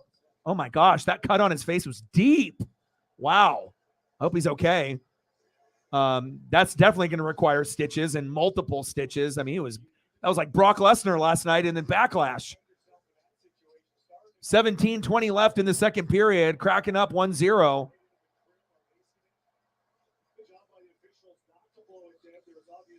Here we go. Dusk has got it. Appreciate you, brother. Let's go.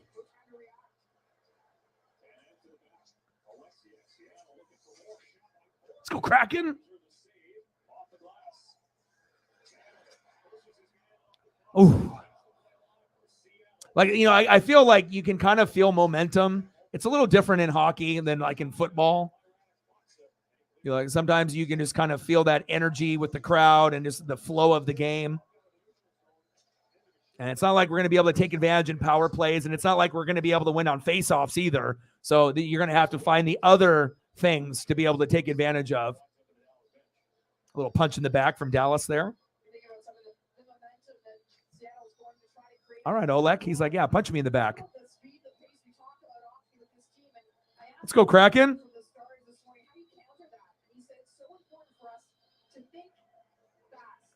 Let's go. I would like to see Oliver get on the board tonight, too. Bjorkstrand. Let's get him on the board today. That's a cool thing about Seattle, too. I mean, you guys got like the superstar with Joe, right, where you can get 1, 2, 3, 4 out of just him. But Seattle is so well-rounded, it could be a different guy on every goal, which is kind of rare. You don't really see that often. Of course, it would be nice to have like one particular guy. Oh! Let's go! Woo! Let's go! Let's go! Woo! Let's go. 2-0 Kraken. Yes! And it counts, baby. Woo! Let's go. Woo-hoo-hoo! And speaking of Wenberg with a wrister, Schwartz and Dunn with the assist. Let's go. Speaking of someone else being different, I love it when the sports gods listen. They're like, you know what? You're right. It is usually a different guy on every goal. Let's make it. Another guy on another goal. Let's do that. Thank you. I did not think it would be that soon. All right, Alex.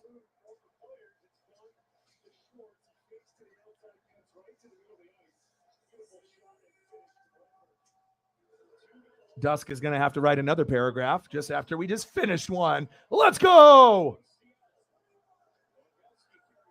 2-0 Kraken. Told you, this is a must-win mentality game. If you want to be able to take this game to 6 or 7 games, you don't want to go back-to-back losses. You won game 1, you lost game 2. You got to win that first game at home with the crowd in the new series. You have to find a way to do it. Now, if you end up losing game 4 and Dallas, makes the right, adjustments, so be it, right? But it gives you a great opportunity to be up 2-1 to force 3-1. And if Seattle goes up 3-1, they're winning the series. But we know Dallas is good enough to make the adjustments to go 2-2. And if that does happen and Dallas does win game 4, then we could still go game 7 and win. But like I said, nothing has been easy for Seattle. But I love the fight that Seattle has. And they're a good road team. And that's another reason why people like Seattle and Florida, because we're very good on the road. Like better than people are giving credit for, I feel. There's some teams that are really good at home, on home ice, and on the road, they kind of disappear, right? But with Seattle and Florida this year, obviously in this little playoff push, you're noticing that they might not win every time. Florida is apparently, but Seattle is pushing to the limits. They don't get blown out too often. Let's go, baby. Barely just had time to do one, and then we get another. Kraken goal scored by Wenberg, assisted by Schwartz and Dunn. 3:36 of the second period. 2-0 Kraken. My guy. Thank you, Dusk. Appreciate you. Let's go. That's that momentum. You know what I mean? You can feel it in the air. In that second game with Dallas, it's like almost when I, went to Seattle and the Cardinals, for the Mariners. Usually when I go on a trip, I typically get a ball. When I go, I prior to this year, I went to 7 Mariner games and I got 3 baseballs. Kike Hernandez, Julio Rodriguez, rookie ball, and I got an Aaron Judge ball, believe it or not, last year. But when I went this year, I kind of talked about it, but when I went to Seattle, I didn't feel it. Like I didn't have that same kind of feeling that I was actually going to get a ball or have an opportunity to get one, and I didn't. So sometimes it's just like, I don't know what it is with sports or with the feeling that you get inside for ESP when you start predicting things. You say it, then it comes true, or you have a dream or a vision, or just talking something into existence. Like you say something, the sports gods hear you, and then all of a sudden 30 seconds later, it happens. It's weird, but we've seen it happen quite often, but that's that momentum. But in that game too, I knew Seattle was going to lose. I knew they weren't as good as Florida, like they were, based on how they beat Boston and then were able to go in Toronto and win those, both matchups in, Toronto. I just knew that Dallas is really, really good, and we could have easily lost game 1. I mean, hell, Joe had 4 goals, you know what I mean? So they felt robbed in that game. Oh, let's go.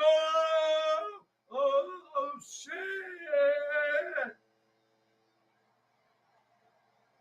Boom. Let's go, baby. 3-0 Kraken. Should we have another person score a goal? Because, I just said that, just a few minutes ago. I was like, we don't really have the same guy score. Oh, let's have 3 goals by 3 different people. ESP, baby. Let's go. Carson with the goal, baby. Let's go, baby. Sports is weird. And I'll have a lot of those moments too, where you'll just say something and then it just happens. Okay. Sports gods love your boy, apparently. Sports gods love the Kraken today. 3-0 Kraken. Let's go. It's just nice when you can make a prediction or you say something and then it actually does come to life. Because of course you could have had, the same person score 3 times, but I think when you know your team and kind of how, and like I said, if you are going to have someone score multiple, it is possible. But usually if you have a guy scoring multiple, it's going to be this guy out of probably anyone. It'll be Bjorkstrand, but that's the guy that can get 1, 2, or 3, you know what I mean? More than probably anyone else. Not saying that Maddie can't score 1, 2, or 3, or Jordan. Jordan gets a goal almost every game, but there's a difference between getting 2 or 3 or just 1. Amazing. Dusk is just barely getting started. Carson, I got to get a Carson photo. Oh my gosh. 3-0 Kraken. Jordan, Alex, and Carson. I love it, man. We are the pioneers of this new frontier. Actually getting a defenseman, too. For the time to be alive.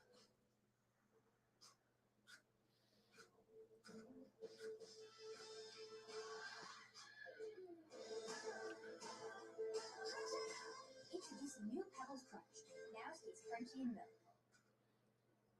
Meet Rob, a real Let's estate go, Kraken. Some of his properties are working on okay, but one of his houses is getting stressful.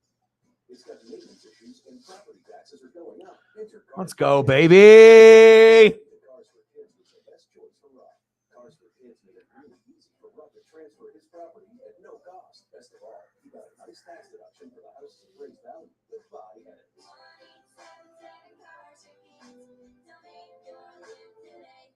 Love it. Love it. Cracking goal. Carson Zossi, assisted by Donato and Schultz. 6:30 of the second period. 3-0. Kraken. Jordan, check. Alex, check. Carson, check. Now that was even too creepy for me. Like, you know, it's like you can make a prediction and talk about something, but you don't expect it to happen literally 30 seconds later and then a minute later after the 30 seconds later, where it's 1-0. Now we're just looking at 3-0. Awesome. Let's go, baby. Let's go, Kraken. Phil comes in the room to the stream, and this is what you get, Phil. Good vibes, bud. Preston, bro, you can't cry. It's not over yet. It's 3-0. Your team's good enough to come back. You knew you were going to win game 2, and you already knew as a Dallas fan, whether you wanted to admit it or not, you knew this was going to be a tough game to win. First game in Seattle, right, at home in the series after the Colorado Avalanche. It was going to take a 4-goal Joe type of performance and all around dominant performance like you did in game 2. But sometimes when you're in a new venue and you have new fans and a new energy and a new building, you know, what you guys do in Dallas when everyone's cheering for you compared to when everyone's booing you, different vibe, and different vibe, different tribe, baby. Let's go. Let's get it. 2 seconds, and certainly they're buzzing here in the second.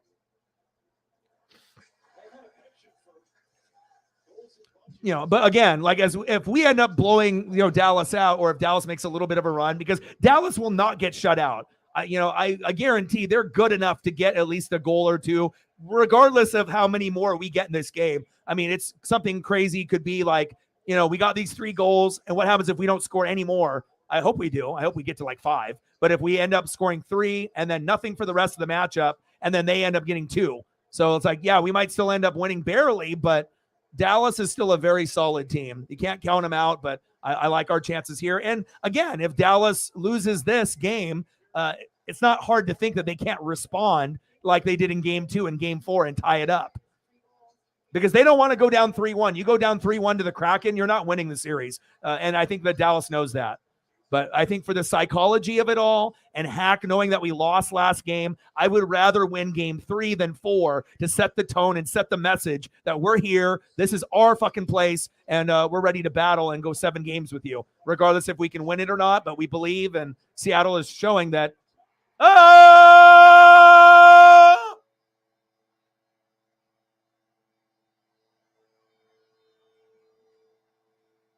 Woo! 4-0 Kraken. Let's go. Preston, keep staying here, bud. If I had to stick with the fucking loss in game 2, you got to stay here for game 3, baby. Let's go. Woo!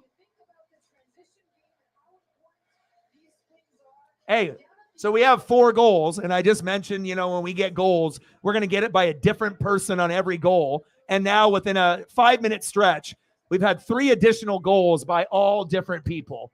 You couldn't even write that script up better than what we did here on the channel. Let's go. Let's go, Maddie. Maddie with a wrister. Eberle with the assist. Unbelievable. It's always good when you can, you know, say something and then it comes to life. Definitely builds credibility. Let's go, baby. 4-0 Kraken. And that's what makes the Kraken scary, I feel, compared to any other team, that they might have, one of the more well-rounded teams when they're hot, that you just don't know where it's going to come from. It's like, obviously with Dallas, Joe is the man, and they have Jason as well, but he's not as active in these first couple games. But with Seattle, they know that Gru is going to be the catalyst, and he's going to be the enforcer, and he's going to have to do a great job. But you never really know where the goals are going to come from in Seattle. That's what makes them so dangerous. You think of this line, right? The assist to Everly on that goal, but also Cartier had some good battles. No, sleep. No, you're not sleeping. You're not going to school tomorrow. You're taking the day off, and you're reflecting on this 4-0, okay? Game is not over.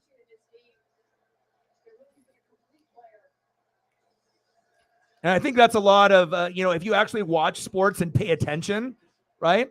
You can go back and look at history and look at the history in game 2s, game 3s, regardless of the sport. And you can kind of get a gauge. That's why I try to help people win money. I try to, make the proper predictions. And no one's ever going to be right 100% of the time. But history tends to repeat itself a lot in sports. You just have to fucking pay attention, and go back in the record books and look. And a lot of times it's sitting there right in front of you. But also history is meant to be broken. But it doesn't happen as often as people think. 4-0 Kraken. 4 goals, 4 different players. Let's go. We've had so many goals, Dusk can't even do the proper the proper adjustment. Kraken goal by Maddie, assisted by Eberle. Hey, 22-second period, 4-0 Kraken. Shalakin from the Kraken. It must be because of the fire thumb that I came up with. It's like the first one that I decided not to do like the ice as the background, like you can see when I'm doing the game. I was like, I'm going to do Seattle. I want to have and I want to have the actual location. I want to actually have the stadium. I want to have Climate Pledge Arena in the background, which is there at the very bottom with the Space Needle. And I was like, oh, this is going to be a good day. This one came along very well. And you got a thumb that looks like that. You got a background that looks like that. You knew we were going to have a good day today. 4-0 Kraken. Hey, they're motivated. And I'm telling you, what Florida is doing is motivating a lot of other teams and players, specifically Seattle. They're like, okay, there's not just one team having a magical run. We have 2. How rare is that? Think about that. An expansion team in their second year, beating the champ from the previous year in 7 games and hanging with Dallas. Incredible. And then having Florida beat the best team in hockey in history, most points scored, most wins, and then they find a way to get their ass kicked by Florida, and Florida is manhandling Toronto. What a great day to be alive for hockey right now, because there's no favorite. It's not like Colorado and Tampa Bay last year. Hell, I didn't watch any NHL, and I was able to predict Colorado over Tampa Bay, the Lightning, in 6, and I didn't watch anything. So how was I able to predict exactly who was going to win in what game if I didn't watch anything? It's just about looking at history and knowing how good each team is. But I also did that for the Warriors and Celtics last year. Predicted Curry would get MVP, Warriors would win in 6, and it happened. But obviously, the more that you watch, the smarter you'll be, and you'll have a little bit better gauge on what's going on. Kraken 4, Stars 0. 8:50 left in the second period. Man, this feels good. This is a much better feeling than what I felt in game 2. Just utter complete domination and ass whooping for fucking 3 periods. So we're due. And we're not just like happy to be here. We're trying to do something special. And honestly, the way that Seattle is playing, if they get past Dallas, I mean, does it really make you think that they can't beat anyone after that? Like if you can get past Colorado and Dallas, who's to say that we can't get past the next round or try to get to the, Stanley Cup final? I know that's going to be a hard thing to do, but it's not like Seattle is playing passive or like, oh my God, we're just happy to be here. No, they're trying to take it. If the opportunity is there, they filled out the application, they're getting the job done. Let's go.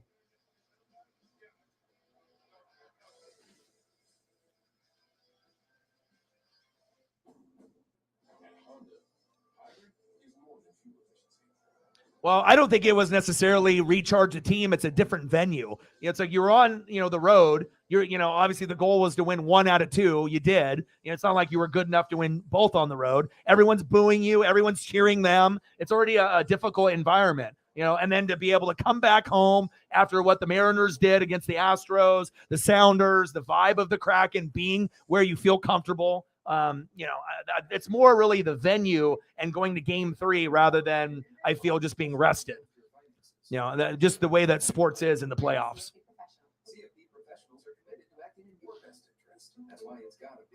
Like I said, if you go back and look, you know what I mean? Like I said, a lot of people just look at games and they just hope for the best. And, they don't look at the history. They don't look at the stats. They don't look like the probability of game 2s, game 3s, and what's done in past history. That will make you go crazy. But if you actually do a little bit more research and dive a little bit deeper, in some of the statistics, then you can kind of predict on maybe how things are going to go a little bit better. And this is a route, but it's not over yet. $25 in donos. Let's get to a hundo. Let's do it, baby. Yeah, I'm going next year as well. Like I said, we were going to try to go to this year, but we decided to do the Mariner trip instead.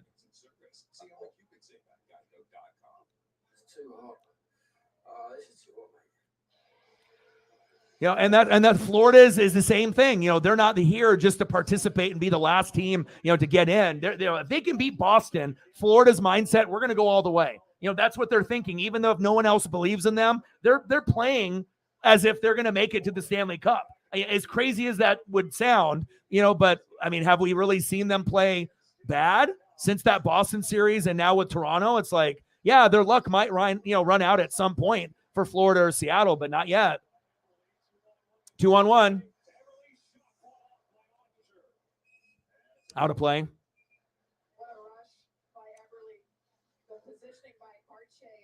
Vegas, Seattle conference final. Oh my God, that'd be crazy.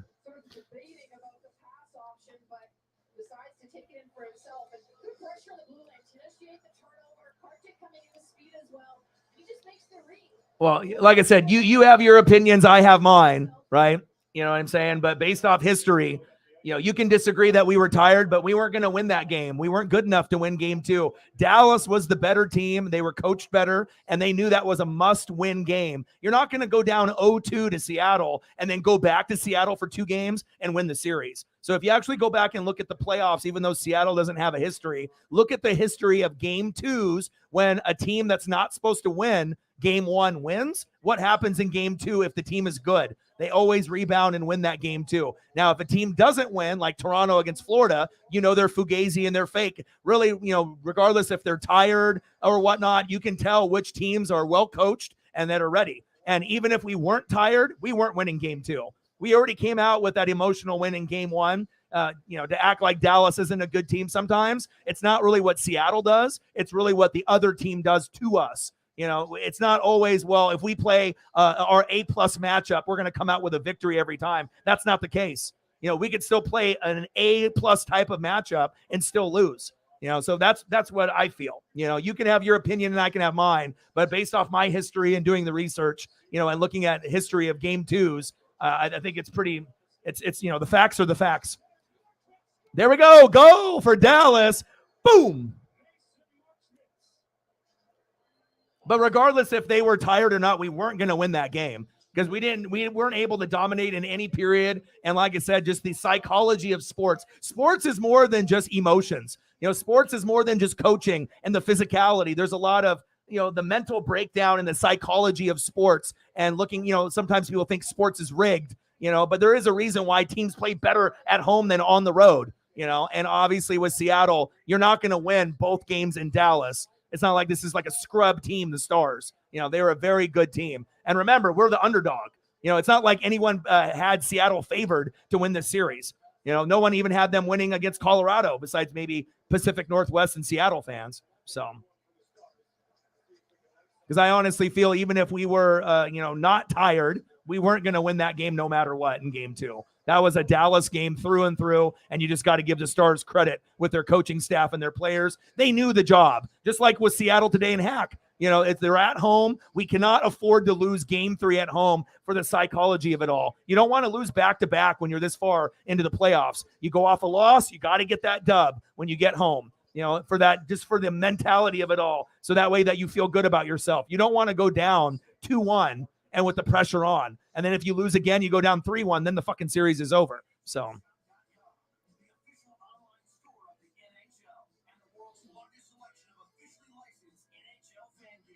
Shop now and get today's special offer. NHLShop.com. A Fanatics experience. All right, let me get Mason up here with a photo.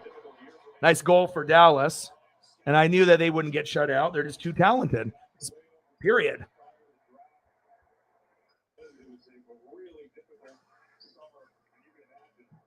This is a good one for Mason. See if I can get this one to format. Hold on. Oh, this one will format. Nice. All right, let's give Dallas some love.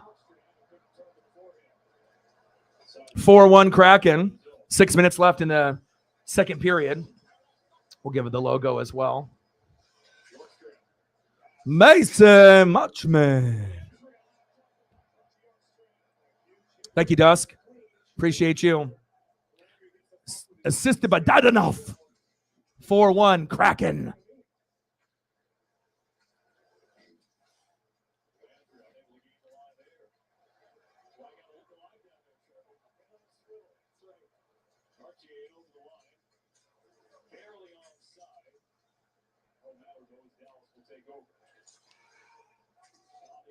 All right, baby, let's go. And again, I want us to keep the foot on the gas. I don't want to be satisfied just with this explosion of goals in the second period, kind of like what we had at the explosion in game one, where it was like, 4-2 in the first period, and then we didn't really get a whole lot until overtime. So I want us to keep the foot on the gas pedal. Let's keep it moving.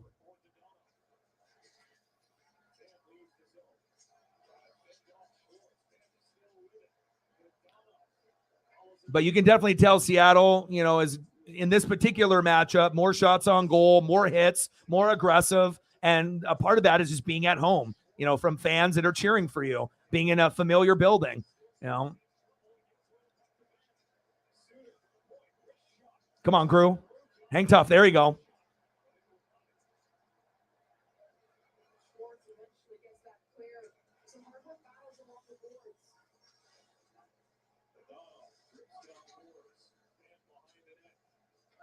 Now, it's one of those things I feel too, is if you actually look at the history of game 2s, 3s, 4s, 5s, 6s, 7s in all sports, you will start seeing patterns if you actually look.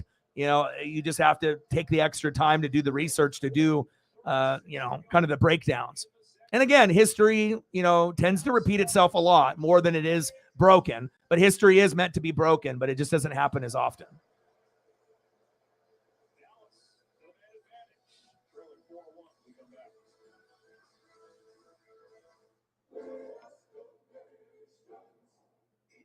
I know. I know. We were just trying to hang out and chill. I mean, I had to speak it into existence. I was like, well, it's 1-0. We do get goals from different players every time. And then the sports gods were like, all right, we'll just have a hurricane of goals, 3 goals in 4 minutes? Like literally in 4 minutes, we had, we scored at the 2-minute mark, the 3-minute mark, 6-minute mark, 8-minute mark. Unbelievable. 5 goals in the second period.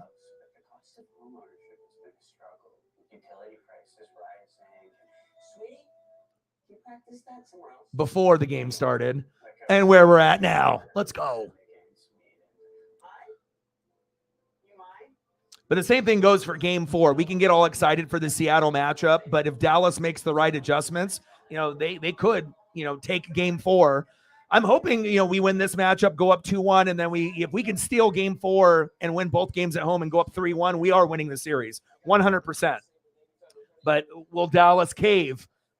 Probably not. You know what I mean? Just like how Colorado fought back. It's like, no matter how good Seattle plays, we have to give respect to the Avalanche and the Stars. It's not like these are average teams or, bottom feeder teams. They are teams that were favored to beat Seattle. So, I mean, it would not shock me if this ends up going 7 games as well. But obviously, we got to take care of game 3 first.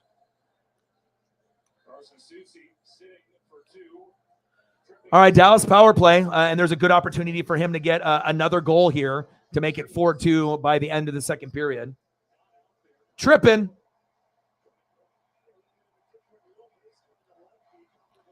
Yeah.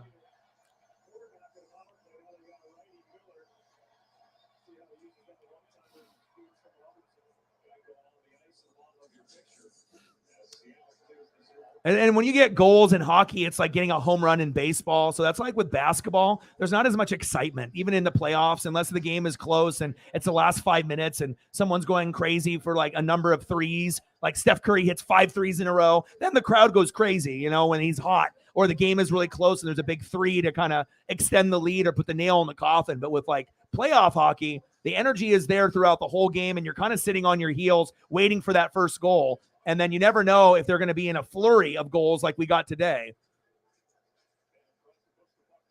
But I feel like you just get more energy and excitement throughout a full game in the NHL playoffs than you do on the NBA side. Facts.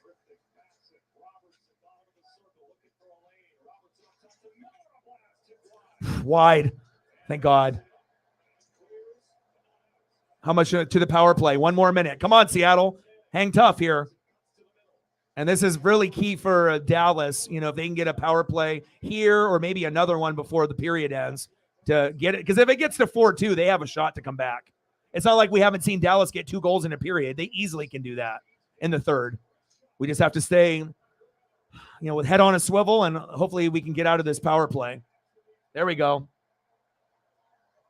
Hockey is way better. It is, you know, the main reason people stick to NBA because they know more about it. You know what I mean? They're not willing to indulge into hockey unless they have a favorite team or favorite player. But once you have a connection to the NBA and hockey and you can kind of compare both, it's not even close. I mean, the closest thing to, you know, playoff hockey is like NFL playoffs. I feel it's like intense and you feel it on the NBA side. Shit, even MLB playoffs are even more intense than the NBA playoffs.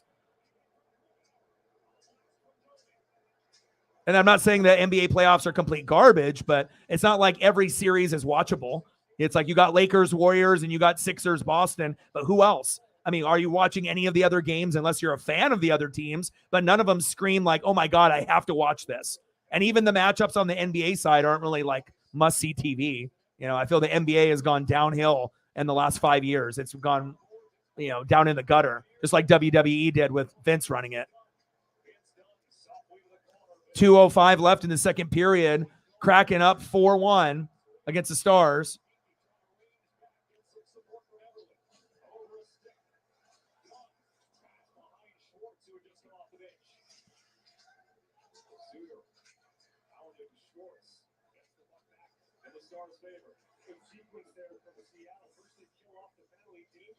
Minute 40 left. We're done with the power play.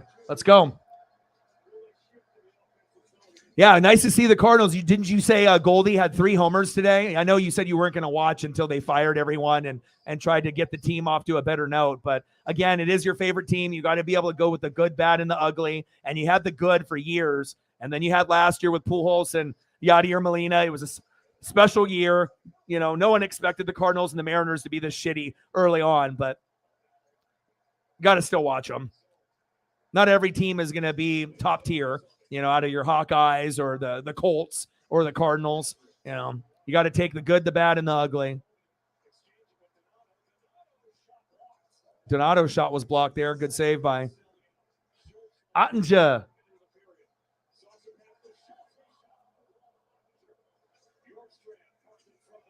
The Reds, yeah. Well, I think it's just the expectations for the Mariners and Cardinals based on what happened last year. You know, there was a thought that maybe both of us could end up winning the division or at least getting close. Oh, yeah! Woo! Boo, boo, boo, boo, boo. Let's go. Another goal. 5-1 Kraken. Let's go. Let's go, baby. Woo! Let's go. And another player. Let's just make it 5 goals with 5 different, like literally like the sports gods are really trying to like nail this into a coffin where it's like, we're not even going to have another guy get 2. We're just going to keep having a different player continue making me look like a genius on the stream. Thank you so much, sports gods. I mean, it was cool to do it 3 people, 4 people, but I didn't expect 5. But there it is. Unbelievable. You kidding me?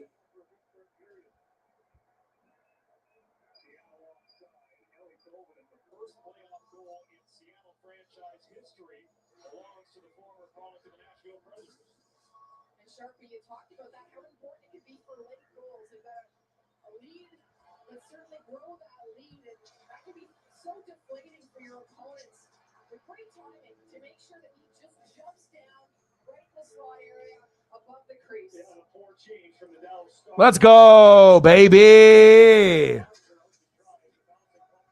Let's go. Unbelievable.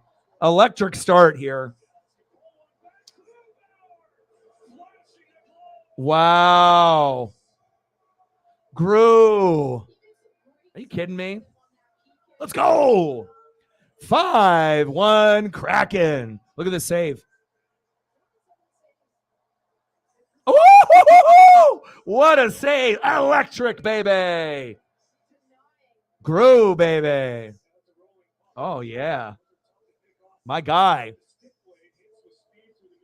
What an entertaining period to go for what we got in the first period. You can just tell it's like the build up, a couple punches thrown, a couple big checks, and then all of a sudden we're getting an explosion of offense and goals here. That could have been another goal opportunity for Dallas.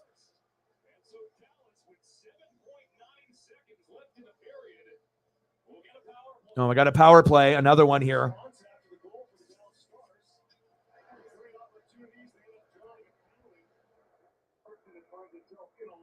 Five, 1 Kraken.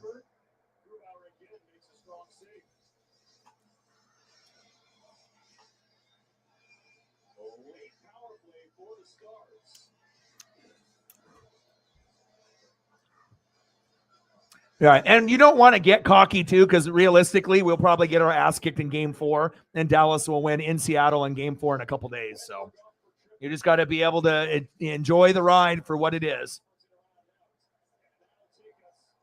Let's go, baby.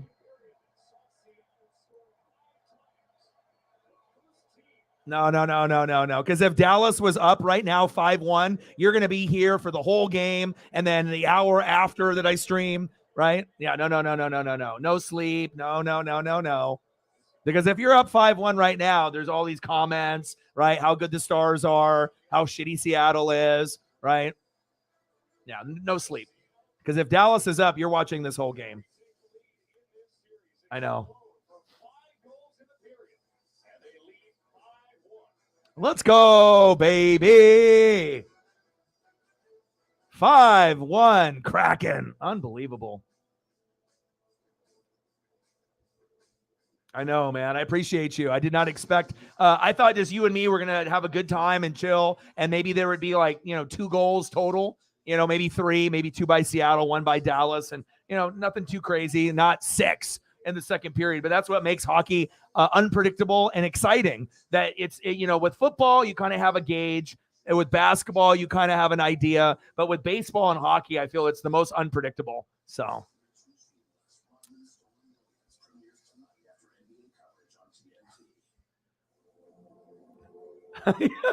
He said, you've helped enough. You deserve some rest. He said, yes, I do. But the real question is, Preston, even if you are extremely tired, if you were up 5-1, Dallas, not down 5-1, you think you'd be leaving right now? And the answer is no. Let's go, baby. Isn't that what you'd expect from the ultimate electric driving machine? All right, here's the updated. There we go. Let's go.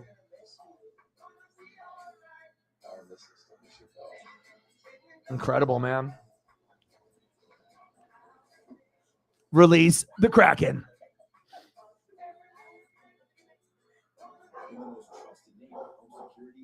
Oh, Paisley's barking.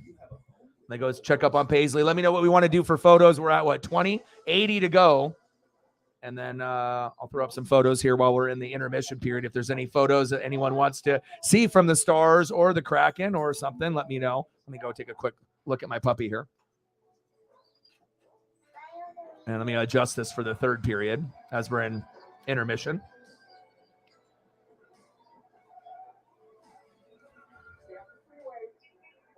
Well, that was probably the most exciting period I've seen in a long time.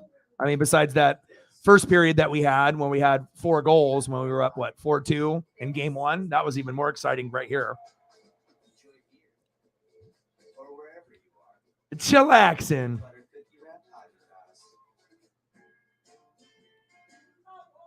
You were asleep?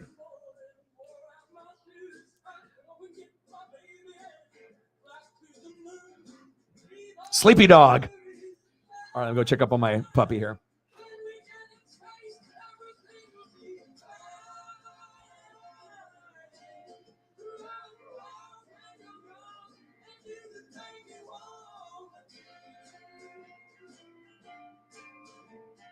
At America's Best, you can get 2 pairs of glasses and a free eye exam starting at just $79.95.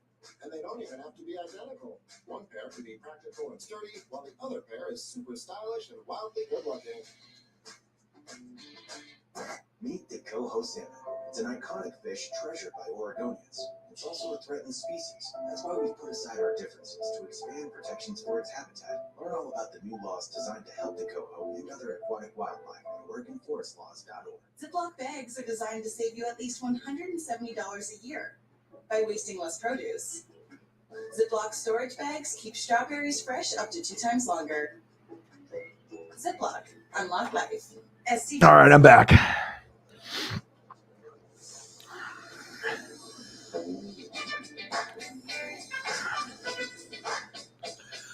Well, it's been kind of Seattle's MO, when they're on, they're really on, and like I said, it usually ends up being a different person that scores a different goal, just kind of like today, Jordan, Alex, Carson, Maddie, Eli, but at any time, if we end up having someone that scores more than one, chances are it's going to be Bjorkstrand. I don't know why that is, but that's just how it is. And then obviously Jordan will score a goal almost every game. You know what I mean? So I don't really know how to explain that, but that's just how the MO has kind of been for Seattle. When they're on, it's not just like a goal or two. It's like 3, 4, 5. But when they're off, they're ice cold. And then it's like they just have to pray to get to 1 or 2 because they've just been getting dominated. And, Seattle is good on the road. But with that even being said, it's still natural to lose games on the road. I mean, it's very difficult to steal games on the road, period. What do you think? Is that it for Jersey Paul at this point? Yeah, I think you do. Let him get some rest for the next game. You never know. Within there, maybe the team could rally, but he's having a tough night. He's an unreal goalie. Some nights you're gonna have those nights. It's not every game that we have such a clear cut turning point. But we had it in this one. Yeah, we're not holding you prisoner, bud. Get some sleep, brother. Dodgers won. He's like, do I have permission to leave? Let's go, baby.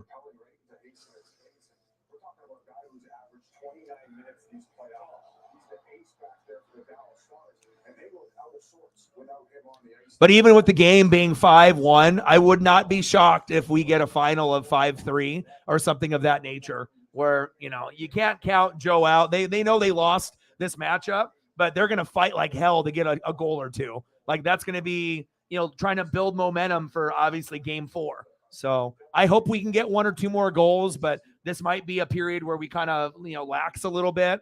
And then Dallas gets on a little run, maybe gets a power play, wins a couple more face-offs. And, but we still, even with a little rally from Dallas, we should still end up winning. Even if we score nothing in the third period, we should still end up getting a 5-2 or 5-3 victory. So I would be kind of shocked if we score 2 or 3 more and they get nothing. Like I highly doubt it's going to be 7-1 at the end of the third period. More than likely scenario 5-2 or 5-3 Seattle, with Dallas getting a goal or 2 to kind of gain that momentum for them. But we'll see.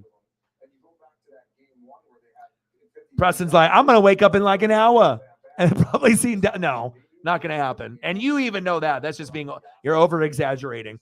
Okay. And like I said, there's a very high chance that you win game 4 and win it in very dominant fashion like this. I hope that Seattle will have a mirrored performance from game 3 tonight to game 4. But when the game is on the line, because you got to think based off like the psychology of sports, if you lose game 4, and it's 3-1 Seattle, you have 0% chance of coming back based on how the Kraken have played. It's like with obviously Florida on Toronto. They won 2 games in Toronto. They won in overtime. They're up 3-0. Toronto's not coming back. Florida is the hottest team in hockey right now after beating Boston and obviously now beating the shit out of Toronto. And Seattle's trying to get, that kind of close level. We're not on the Florida level, but we're fighting, which is nice to see. 7-2 Seattle.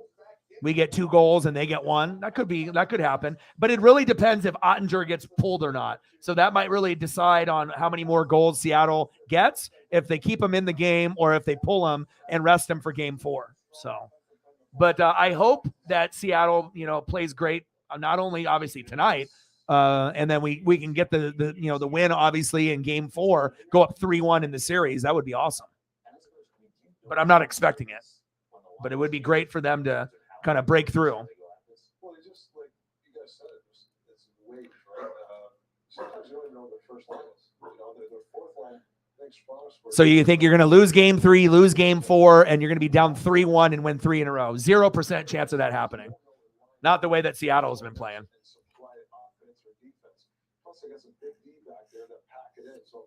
Both of these teams are so good. I highly doubt that any team could win 3 in a row. I mean, do we honestly feel that any team could win 3 in a row between Dallas and Seattle? I don't think so. They're too good. Yeah, but the Panthers aren't Dallas. The Panthers are the Panthers. The Panthers are doing something different. They beat Boston. They beat the team with the best record, most points, that broke history, and then went into Toronto and punched them in the mouth and fucking knocked them out. But you never know. It's sports, right? Well, before the game started, this was my feeling. What's going to happen? And then, boom, going into the third period, 5-1 Kraken. Let's go.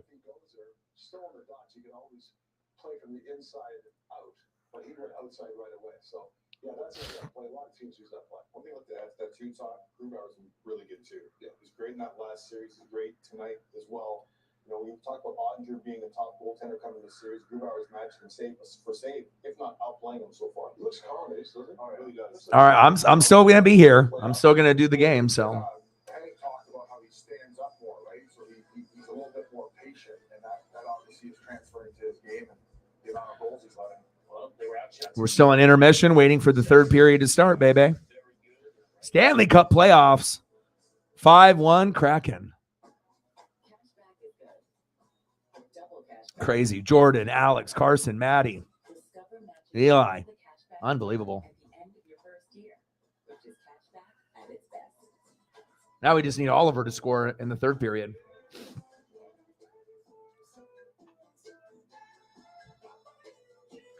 Let's go.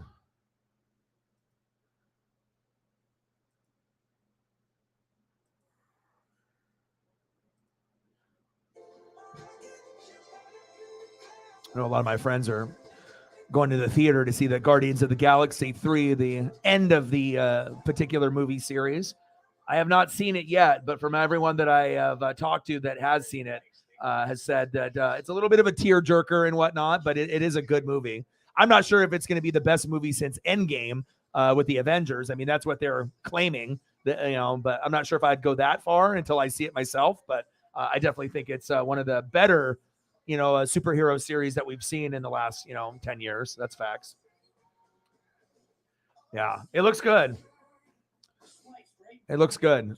I mean, it just depends if you're a fan of the people that are in the series. And they did it really well. I mean, especially for not being one of the major things like you've seen, like Black Panther wasn't really the most popular, thing. It's like you had the Avengers and you had Iron Man and Thor and you had Captain America, like all the big ones. But surprisingly, like it's kind of the offshoot ones with like Black Panther and then obviously with Guardians of the Galaxy. I don't know if they really thought that those two movies and those, series would be as big as they are. And shout out to Chadwick Boseman in heaven.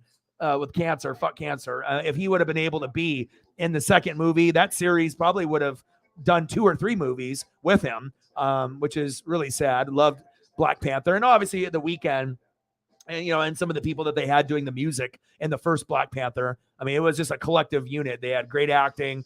They had great music, great action. It's still one of the best, superhero movie, adaptations I think that we've seen in quite some time. Black Panther is incredible. But then Guardians of the Galaxy, I don't know if we really knew what to think of it until we saw the first one. And I think most people were sold once the first one came out. And then the second one I thought was really good too. So I would assume the third will be on that same level as well. So very well written for the most part. Good action, not really boring. And obviously it's coming to an end, just like a lot of my other favorite TV shows.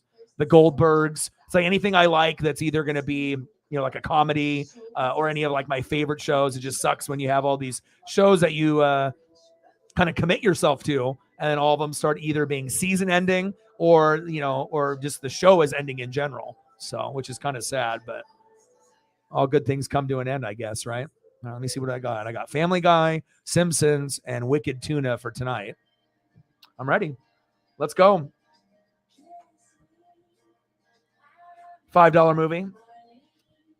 NCIS Los Angeles. See, I don't watch that, but I've heard of that too. Yeah, but there's quite a few shows that either are ending or getting, and then you got like the Netflix exclusives and the Hulu stuff and Disney Plus. I know Yellowstone is going to be ending. That's a fucking awesome show. I don't know. It's like every time I start to fucking fall in love with a cast in a show, then it fucking ends. Or it ends like prematurely where it's like, oh my God, this show's awesome. And it's like 1 year and then they cancel it. I'm like, what? I'm like, yeah, it was like I said, we got on the forecheck there. It was a great forecheck by Maddie. Cards, and I was able to get the puck up there with a little bit of time and yeah, Stranger Things too. That's when Stranger Things comes out. That's going to be the biggest event for a TV show ever. It's going to obliterate every record of any TV show ever. And it's going to be really hard for a lot of those people to find jobs after. Besides maybe a couple of the females, like 11 and then the redhead, they'll be able to find work.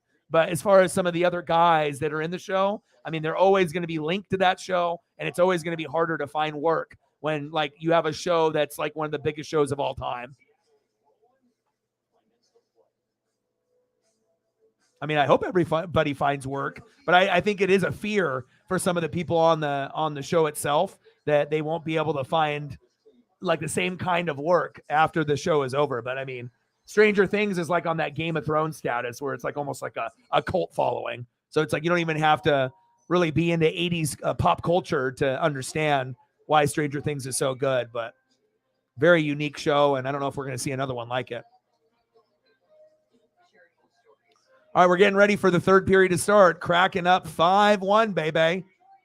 Electric. I should have known with this thumb, though. I was like, I have an electric thumb. We're going to get electric results today, and we did. Let's go.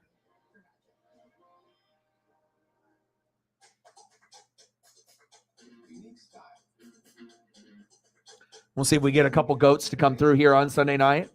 What are we at? $20 in donos, 80 to go. And maybe we'll get a goat to help us hit the goal at some point or another before the stream is over.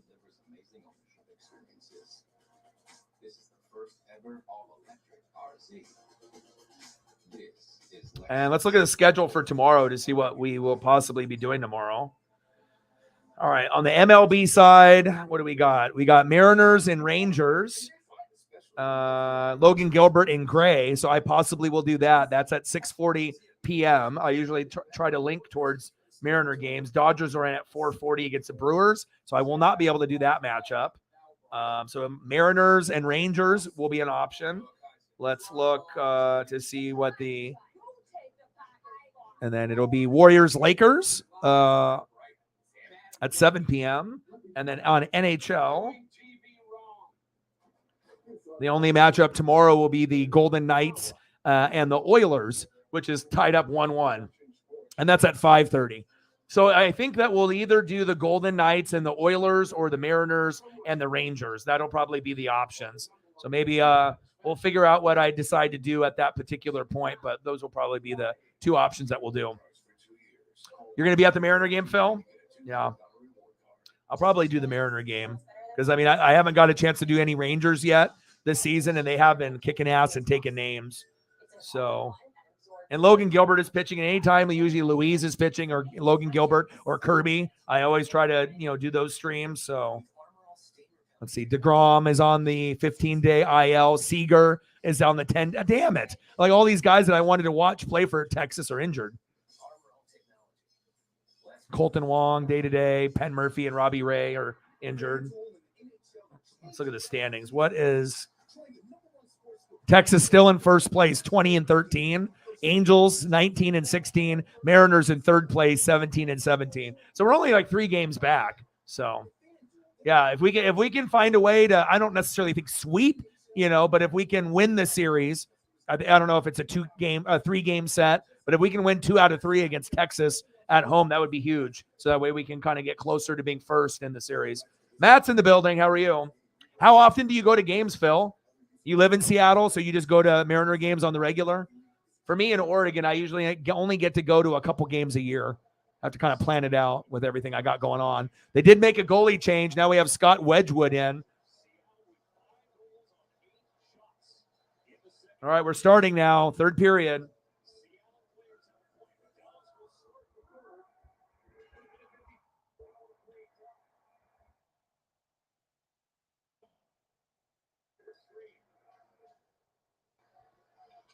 And if Scott's getting into the game, we're going to make sure we have a photo of him, regardless if he does good or bad.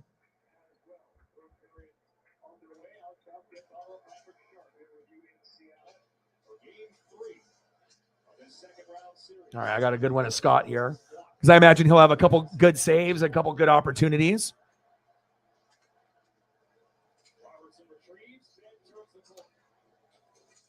Going to double it this year, already at 4. Nice. You went to 12 last year. Wow. Brian's in the building. How are you? It's been a minute. Odin in the building. It's all good. You're here, bro. We're up 5-1. We had an explosion of scoring. Nothing in the first period. And then it was 1-0. And then I was like, well, when we score, we usually score with a different player. And then we just had an explosion of 4 other goals after the first one, all by different players. So I guess the sports gods love your boy and want me to look good today. So 5 goals for Seattle, all by different players. Jordan, Alex, Carson, Maddie, and Eli. Unbelievable. And then Mason got it for Dallas. Good to see you, Odin.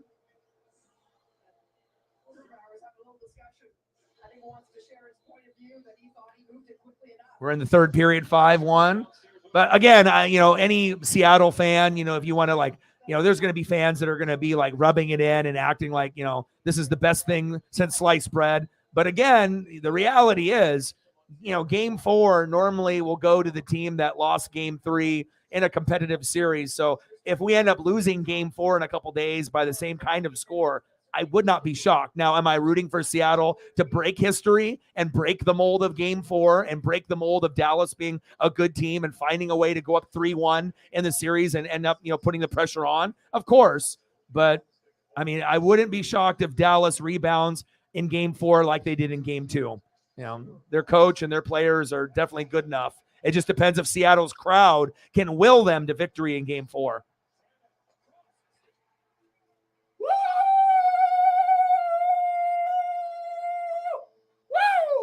Let's go. They got a new goalie put in, and it doesn't matter. 6-1 Kraken. Woo! Let's go. What an electric game. Electric, baby.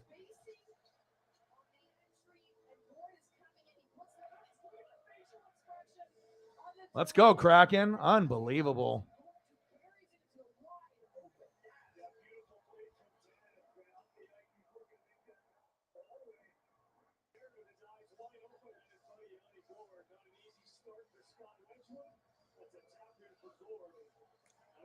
And to follow the mold, of having a different guy score, like I said, in the game, now we have a 6th goal scored by a 6th different player. Thank you, sports gods. I appreciate that. Way to make me look smart today. Nice job. Yanni with the 6th. This is insane. You would think at least someone else would score 2 goals, but not Seattle. That's what makes Seattle scary. All right, Gord. Fucking Yanni.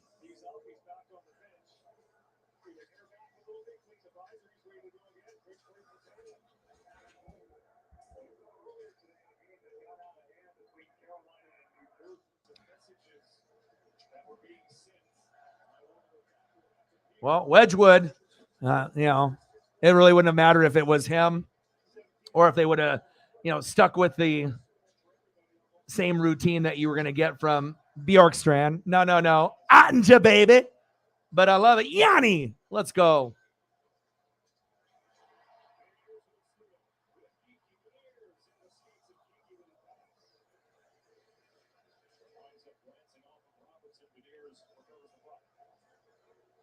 You live in Bellingham, Washington? Oh, nice. Candace in the building. How are you? NHL 2K on rookie mode. Yeah. Awesome. Congratulations on your win. I know it's been rough in the first couple games. So cool to see the Devils get a dub. But yeah, like I said, I don't know. Maybe it's better luck when you don't watch them. When you don't watch them, they win. And when you watch them, they lose. But at some point, you got to watch and enjoy a win. Hey, let's go. If you know, you know. 6-1 Kraken, baby. $25. Let's go for a hundo.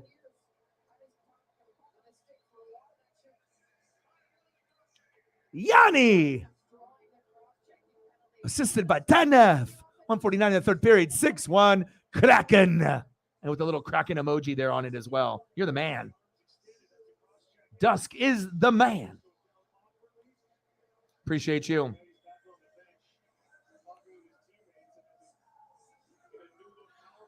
What an it's crazy how you can just be on the edge of your seat in a hockey matchup and it could be 0-0, but you just know the floodgates are going to open up at some point or another. What a game.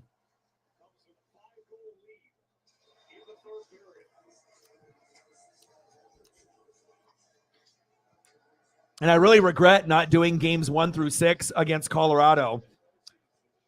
But everyone has to have a starting point, if you're going to be doing streams and whatnot. And I couldn't think of a better time to, start besides game 7, regardless if we would have lost to Colorado or not. But just the fact that they won to keep this going, to keep this, memory alive.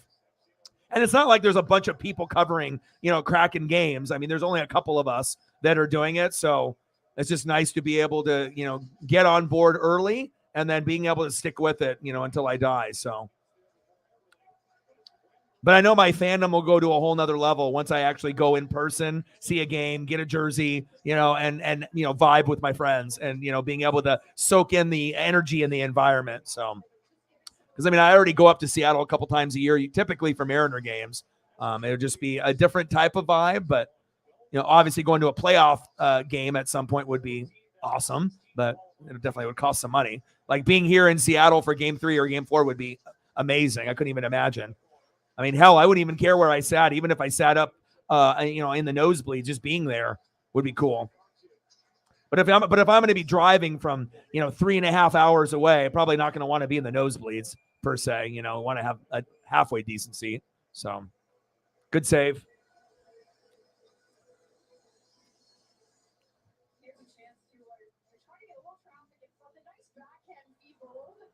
Give Dallas a little love here. Wedgwood with a nice save. And they need to get someone going other than Mason. Mason has their only goal. Machman. And that was at 4-1. Now we're at 6-1.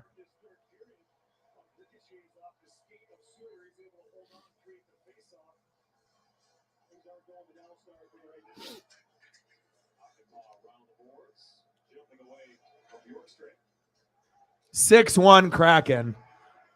Kraken on the power play here with another about 20 seconds to go. Shots on goal for Dallas, 22. Only 19 for the Kraken, but we got 6 goals out of 19 shots. So, things have gone much better than expected. But again, the psychology of sports, game 3, game 4. We already lost game 2. We probably should have lost game 1, to be honest. We found a way to steal that from them. And we're just riding the wave.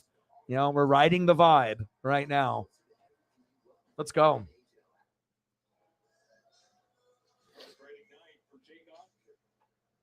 $14.50 left in the third period. Kraken 6, Stars 1. And then when's the next game? Is it Tuesday? Because obviously I'm going to be doing that. And I hope Seattle keeps going on this magical run because the further they get to go, that means more games I get to cover. So Yeah, so Tuesday night, we got the Devils and the Hurricanes on at 4, and then the Kraken and Stars will be a game 4 on Tuesday, and I will do that game as well. And we'll just have to figure out if I end up doing the NHL game tomorrow or if I do the Mariners and Rangers tomorrow. So it'll be one of those two things that we do tomorrow, either hockey playoff game, there's only one hockey matchup tomorrow, or if I'll do Mariners and Rangers. So Well, the focus here going forward for the referees. absolutely. Keep a lid on this game for the next 14 and a half minutes. And that cross-check there was a perfect example of what they're going to call. They let the teams know we're not going to stop refereeing. Differentials and scrums going forward. Let's go. We just got to keep riding the wave with the Mariners and the Kraken, baby. And Seahawks had a fantastic year last year, and they're going to, you know, most likely, as long as they don't have any serious injuries, they're going to have a legitimate shot to do some big things, you know, in that division. And even if they don't win the division and the Niners win it, I mean, it feels like the Seahawks are a 10 or 11 win team next year. So, but obviously with the Rams, you know, their time is come and gone, right? The Cardinals are absolute dog shit. And Niners, regardless of who their quarterback is, it seems like they always find themselves at the top of the division or second place. And even when the Niners are a wild card team and they only have like 9 wins, sometimes they're good enough to get all the way to the Super Bowl or NFC Championship game just because they're so well coached and they have such good depth on their roster. So just sucks that we have such a long time to wait for college football and NFL, because those are kind of my favorite things to do. You know, besides Mariners, the Kraken, and obviously we do wrestling streams like we did Backlash last night, which was it looked on paper like it was going to be not that great, but it ended up turning into a decent pay-per-view. The energy from the crowd in Puerto Rico was phenomenal. And we even had some surprises like Savio Vega and Carlito. What's cooler than being cool? Nothing.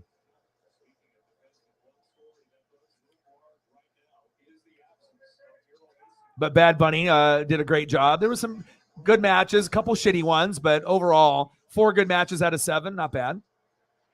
13:20 left in the third period. Kraken 6, Stars 1.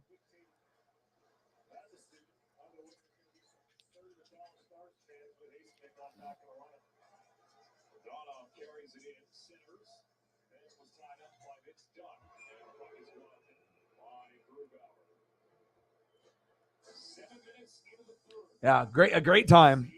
Yeah, and I don't know if it's a guarantee that Dallas does win the series. Of course, they're the better team, they're the favored team. But the way that the Florida Panthers have been playing and Seattle Kraken have been playing, the underdogs are playing better this year than I think we've seen in years past, even on the NBA side as well, and on the MLB side. Usually teams that are very, very good, like from last year, aren't very good right now, and you're getting some of these underdogs that are playing above expectations. So maybe certain, high-level teams are a little overconfident and cocky, and maybe the lower teams, are just being able to ride that wave of that Uncle Mo and that momentum. So Dallas might be the better team, but that doesn't mean that they're going to win the series. And if you actually look at who's playing better hockey so far, I think, Seattle doesn't necessarily look like the weaker team, out of the 3 games that we've seen so far, besides what happened last game. So we'll see. And if we end up losing in 6 or 7, so be it. But I like the wave, and I'm really hoping that Florida and Seattle go as far as they can. I think it's just good for the sport, regardless if you like Florida or you like Seattle or you don't. It's just, it's nice to see underdogs achieve something. And it's not just like the favorite. Like last year, I didn't watch any NHL, and I knew that Colorado was going to win in 6 over Tampa. And I watched no hockey last year, and I was still able to predict the championship. And I knew that Colorado would win it all. But we don't have a team like that. We thought it might be Boston, but they were frauds, right? They had cracks in their armor, and they couldn't even get past Florida. So it's an exciting time to be alive right now for sports, for sure. Especially when you can see underdogs, doing underdog shit. Fuck around and find out, huh? Let's go. All right, Odin. Love you and appreciate you, brother.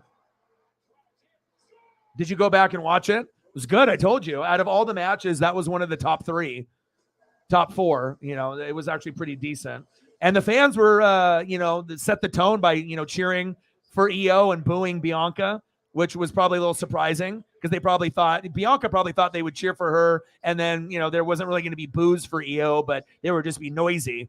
But the crowd came out of the gates with a lot of alcohol in their bodies, and you definitely felt the energy there in Puerto Rico. Wow. There's a goal. How quick was that? What a great slap shot. Holy shit. Okay. Buries it from deep. 6-2. Kraken.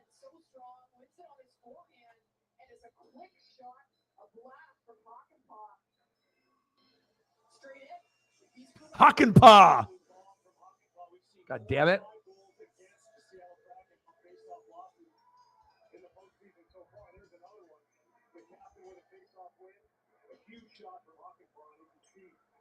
Hakanpää. It's my guy, Hakanpää.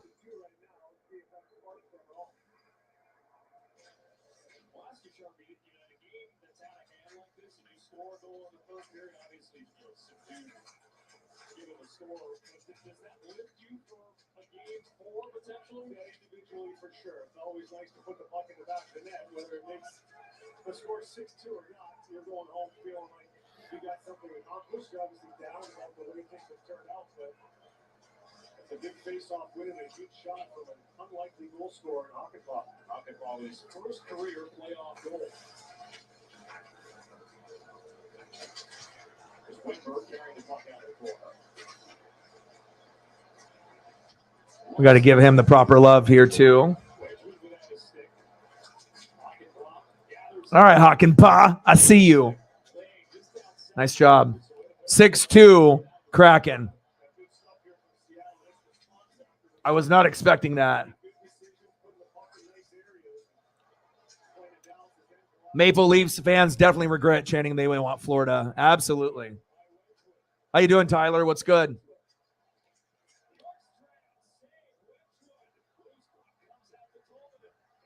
Yeah, Bjorkstrand is literally the one of the last ones that needs to get on the board if we want to, keep continuing 7 goals with 7 different players. Oliver would be it. I imagine they're trying to get him going, but they're not going to force it. At this point, you're just trying to be aggressive and not fall off and just continue to put the pressure on.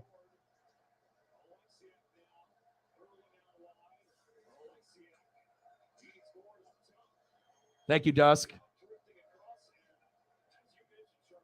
Appreciate you. Assisted by Ben.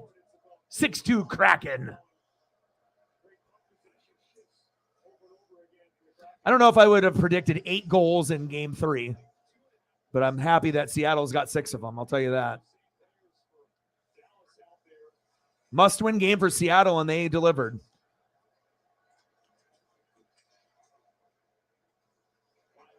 I don't like teams that lose back-to-back games in series for them to be able to recover, especially if they're new and they're a young team. Sometimes, teams crack when they lose 2 games in a row. It can really be detrimental to a team's confidence, especially losing games at home. But Seattle's playing like a veteran team, and I love that. Same thing with Florida. Nice save by Grew. Get it out of there. Get it out of the zone. There we go. Push, baby. There we go. Oh, pass was behind him. 9:50 left in the third period.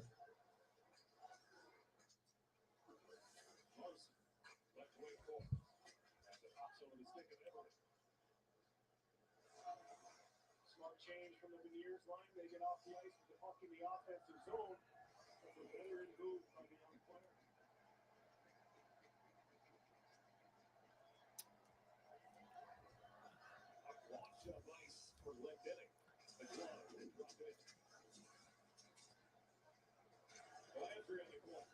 Stay aggressive, Kraken. Because anyone that's watched Dallas with a blink of an eye, they can get 2 or 3 goals. Especially if you start getting lazy or getting overconfident. They can blast 2 within 30 seconds or a minute. Not saying that they're going to come back and win or force overtime, because they're not. But they definitely can make this game a little bit closer if we get lazy. Like, if we get lazy here, we could easily win 6-4 when we should be winning, by a bigger margin. But hopefully they stay aggressive here. Dusk is like, man, I'm working today. Eight opportunities for goals. Crazy, huh?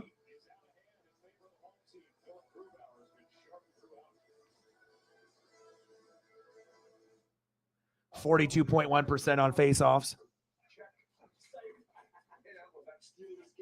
And what was the percentage that they were at on faceoffs prior to this? Like we brought up the stats of what it was in game 2. That was at the beginning of the stream or so.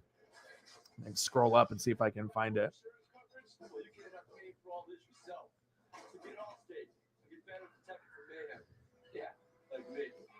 I'm looking. The show-stopping BMW i4 is electricity in its most powerful form. A perfect fusion. We had those stats early on. And cutting-edge sophistication. Oh, right here. 31.2% of faceoffs last game. So we needed to improve on that. I knew it wasn't going to be 50, half and half. So we went from 31.2 and we improved to 42.1. So 10-11% increase. That's awesome. There we go. 41.8 in game 1. So that's kind of the magic number then. It's like 41 and above. We're good. And once we go under 40, then that's when we get our ass kicked. So Seattle easy in the building. How are you, bro? I'm good. Just grinding. Game has been electric. Let's go Kraken.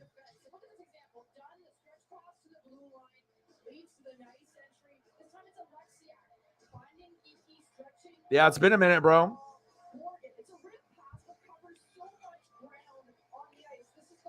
Got 9 minutes left in the third period.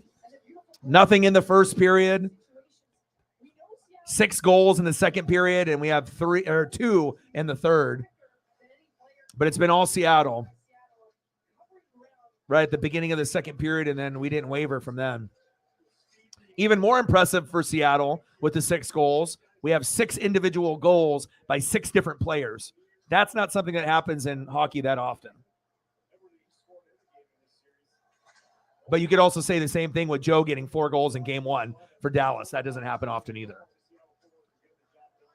All right, 8:20 left in the third period. We just want to stay aggressive here. They pulled their goalie and put in the backup, but it didn't really matter. We still ended up getting a goal off of them.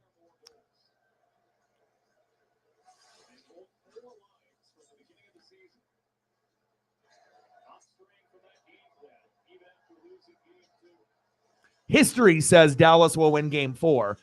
But if we can break history, Seattle can win game 4, go up 3-1, and then really put the pressure on and try to win that series.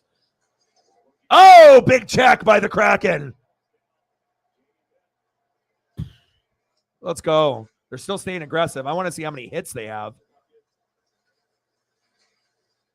All right, let me look at the updated. So we have 24 shots on goal for the Stars, 21 for Seattle, but we have 6 goals out of 21 shots. They have 2 goals out of 24. Big hits, Kraken 28, Stars 18. Face-offs 1, Stars 33, Seattle 25. Not bad. And then penalty minutes, Seattle 4, Dallas 2. So the face-offs and being closer to Dallas definitely gave us better chance to kind of stay in it in this game. 7:15 left in the third period.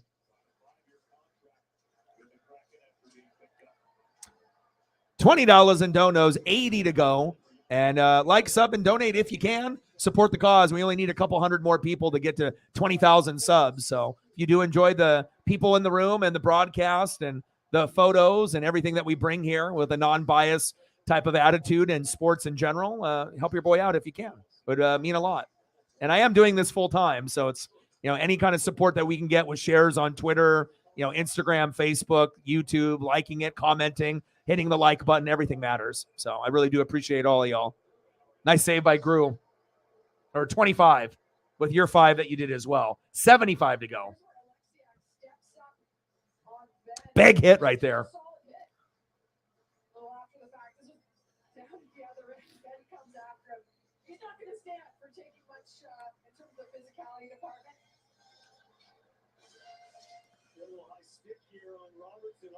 Ooh, high stick.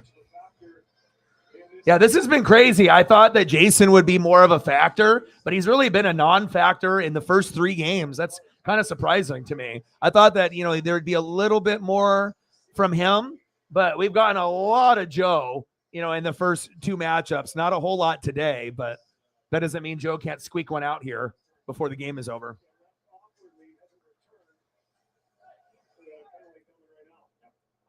High sticking penalty.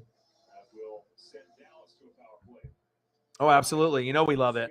2 out of 3 that we ended up winning, which was awesome. Seattle with the high sticking.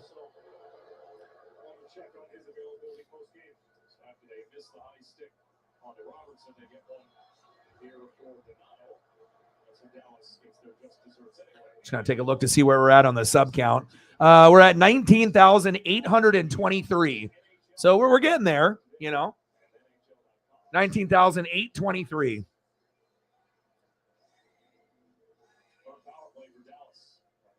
So 177 to go. 177.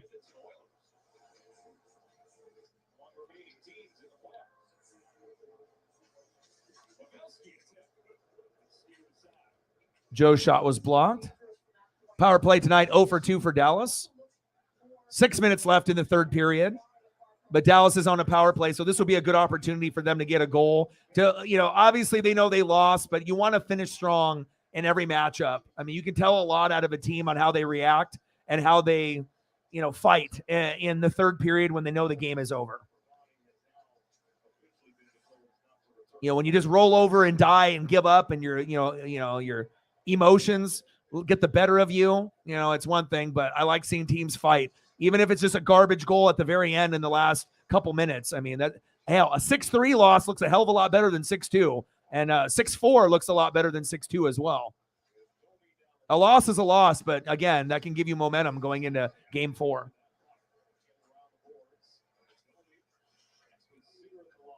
I expect some big changes out of the Stars going into game 4. The mentality, they're going to be way more aggressive, going into game 4, bigger hits. And, it wouldn't surprise me if, the Stars get on the board first in game 4, but hopefully we can fight all of the, the tendencies of what happens typically in a game 4 when both teams are pretty equal. Nice save. Daniel just subscribed. I appreciate that. Thank you, Daniel. No, it's 6-2.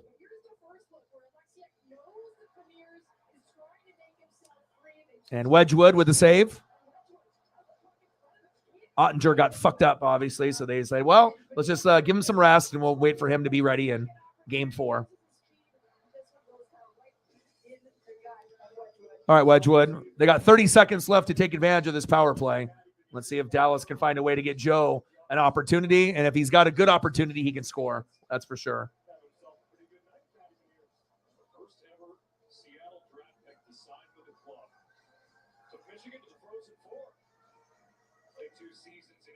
Yeah, I think you fell asleep. Wedge got 1 goal on him. So I believe it was 5-1, and then we went up 5-2, and then 6. We was up 5-1, and then 6-1, and then you got the last goal to make it 6-2. But when we were at 5, that's when Ottinger was in, and then you've only given up 1 goal to Wedgwood when you went to sleep. Yanni got a goal in the third period in the beginning, and then Hakanpää for you. All right, 4:25 left in the third period. Seattle been in full control in this game 3 matchup. But I respect the hell out of the Stars. I know how good they are, and this is not going to be easy. Neither team was going to sweep. Neither team necessarily was going to win 4-1. It definitely feels like a 6 or 7 game series. Kind of feels like the Avalanche series, honestly, where, if Dallas can win game 4, it definitely can go 7 games. But we're going to have to see if they can fight the adversity and get the dub in Seattle in game 4.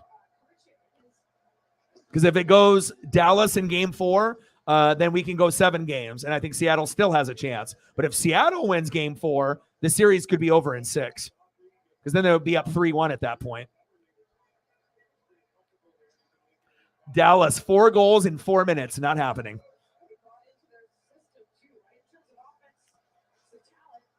3:25 left in the third period.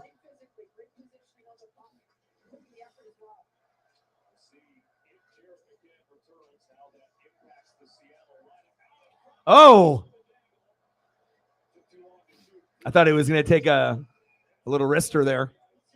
Oh, we got to fight. You want to fight? He's like, we're down 4. Fuck you. It's like, bro, you want to do a cheap shot? Let's fight, bro.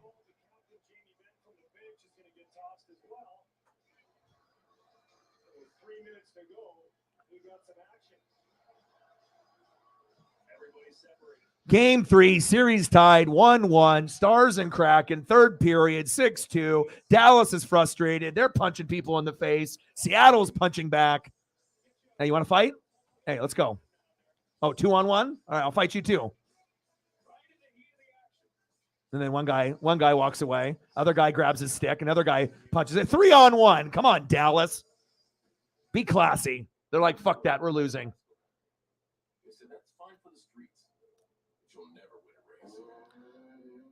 Yeah, we're not talking about NHL 95 or NHL 2K, bro. There's nothing that is in the water right now that would even contest or even come to a point where we would think that Dallas is having a hard time enough to even get a goal, let alone multiple goals in this third period. This one is done, brother. All right, you won game 2. We won game 3. Okay, before the game, after the game, before the game, after the game. Go Kraken. Let's get it. The Kraken give the Stars the Hollywood Hogan boot tonight. But what will happen in game 4? We'll find out.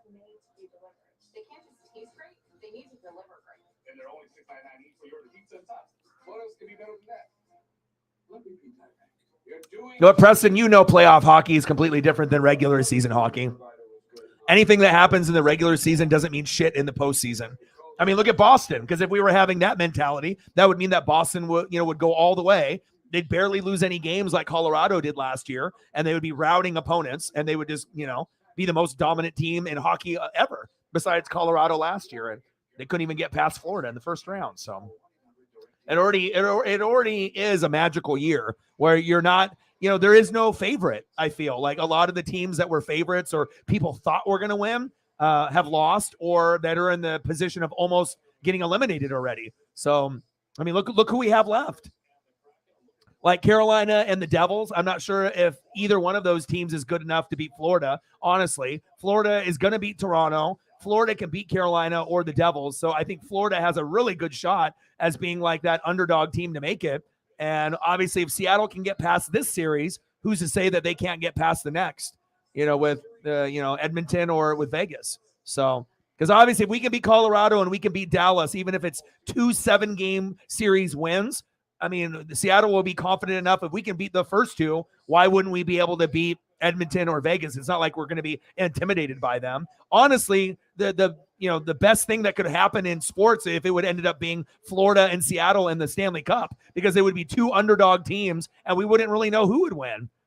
Florida has had a Cinderella story, and then Seattle would have one, and then someone would end up with heartbreak at the end. But I think that Seattle and Florida would be probably, it might not be the best for ratings for hockey fans. Oh, baby.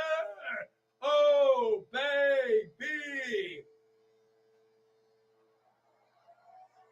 But it would be a crazy year if you saw Florida, a team that barely got into playoffs, make the Stanley Cup, and if the Kraken in their second year, if that happened as well. But I know that would put a lot of eyes on the sport if you had 2 underdog teams make it in the Stanley Cup. Florida, Seattle, can you imagine? I mean, it's almost like unbelievable to think that it could happen. Wow. Seattle, we're kind of good. Why not us? Release the Kraken. Release it.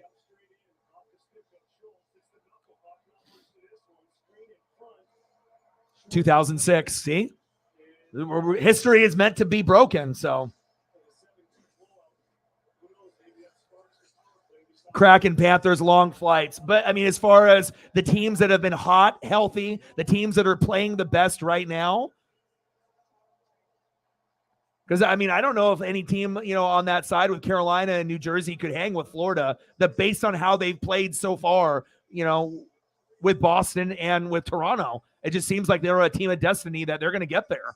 I'd be shocked if they don't, to be honest, unless they have some major injuries. I mean, they're in a better position than Seattle is. Seattle is, a good team, but obviously we know Dallas can still win this series. And then you got Vegas and you got Edmonton. And there's no guarantee that if Seattle won against Dallas in game 6 or 7 in advance, there's no guarantee Seattle could beat Vegas or Edmonton in a 7-game series. But here we are, 7-2. Kraken, huh? So do we have 7 goals with 7 different individuals? You bet your ass we do.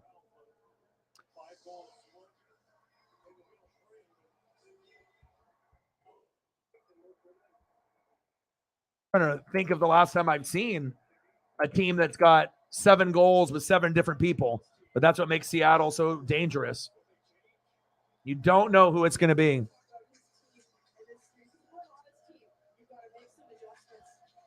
Justin Schultz on the power play. Let's go.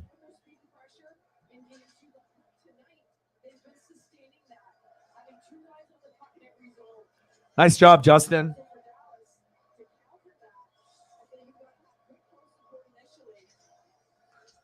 (7-2) Kraken. What a dominant performance. But again, the vibe with the Sounders, the Mariners, the Seahawks, I mean, the vibe is at an all-time high. Oh, you want to fight? You want to fight? Yanni says, hey, I'll fight you one-on-one, and then you got another guy hitting him from behind. Little cheap shot. Come on, man, let him fight. Oh, that's a cool helmet with the Ninja Turtles on it. Oh, that's dope. I didn't even notice that the first time around for Wedgwood. Wedgwood has got the turtles on his helmet. He's got like Raphael and Leonardo there. That's incredibly dope. Well, too bad the turtles on the helmet ain't helping you save.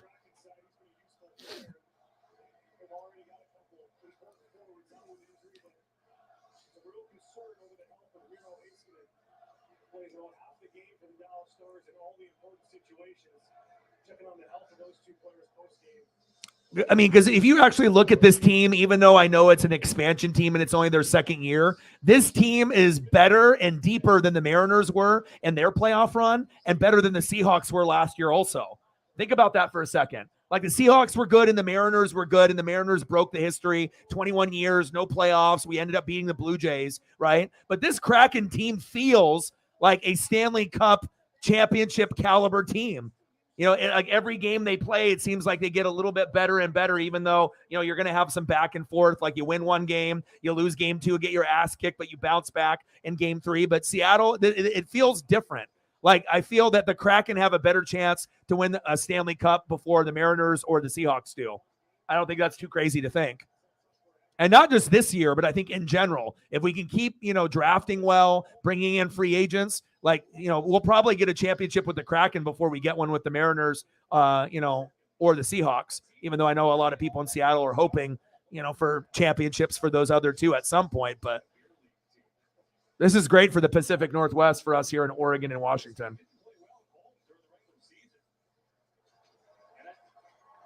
Power play goal by Schultz, assisted by Dolvin and Wenberg. In the third period, 7 different Kraken players. 2 goalies used by Dallas. And the fights are going on. They are frustrated.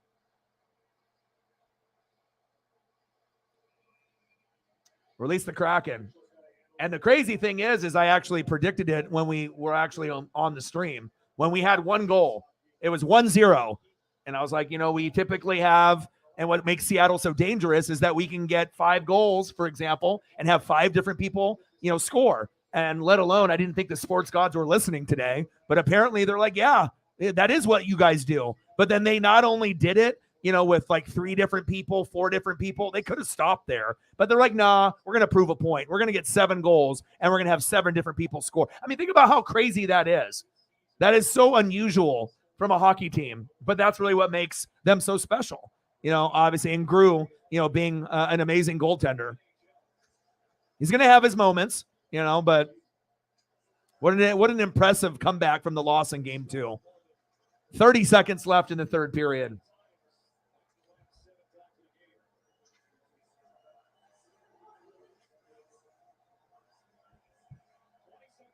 20 seconds to go.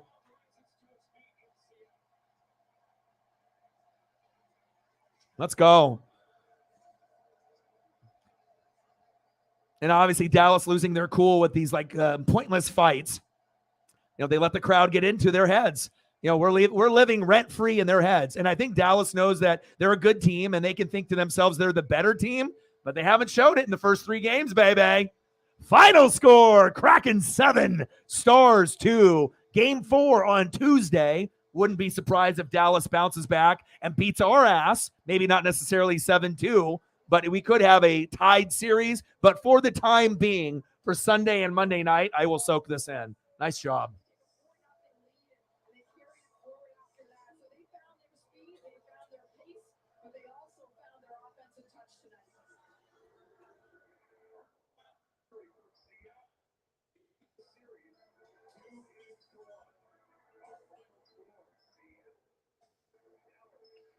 Kraken win, Kraken win, Kraken win. Like I said, if I can have any 2 teams make it, it would be Florida and Seattle in the Stanley Cup final. That's what I would want. But the only thing that would scare me, though, is if that actually did happen, that maybe Florida would win, and it would be really heartbreaking for fans for us to overachieve, finally, you know, get a lot further than anyone anticipated, and then to get our ass kicked in the Stanley Cup, you know, in the end, in the championship. Like if Florida ended up winning 4-1, I mean, it would be devastating. But again, we could look back and be like, dude, we're in the 2nd year of the existence and we made it to the Stanley Cup. I mean, that would be a big thing moving forward. But maybe Seattle's a team of destiny and maybe Seattle can go all the way. I mean, I've seen crazier shit happen, but you never know. We got to take it one game at a time. And like I said, I wouldn't be shocked if we get our ass kicked in game 4. But if we win this series, who's to say that we can't beat Vegas or we can't beat Edmonton? And then let alone if we win that, I mean, like I said, if it's Florida, we might be in trouble. But if it's anyone but Florida, I know Seattle can win. So, but I think for ratings wise, I think Florida and Seattle would be amazing. Oh man, what a win.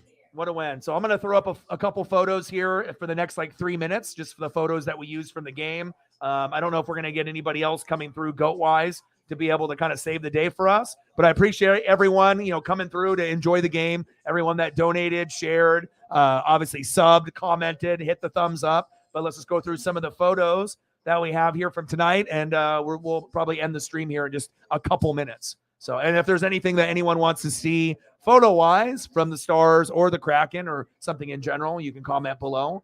And I'll give the proper love to Dallas because I won't be a hater. I know how sports works.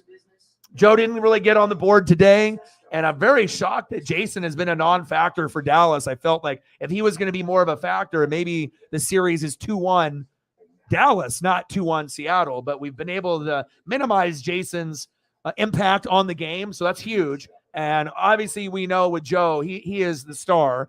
Game 1, 4 goals. I believe game 2, he had 1. And I'm kind of shocked that he didn't get on the board in this game, but this was a, you know, burn the tape type of game, and let's move on to game 4. So, and Ottinger got fucked up, but again, that happens to Grew once in a while as well. So,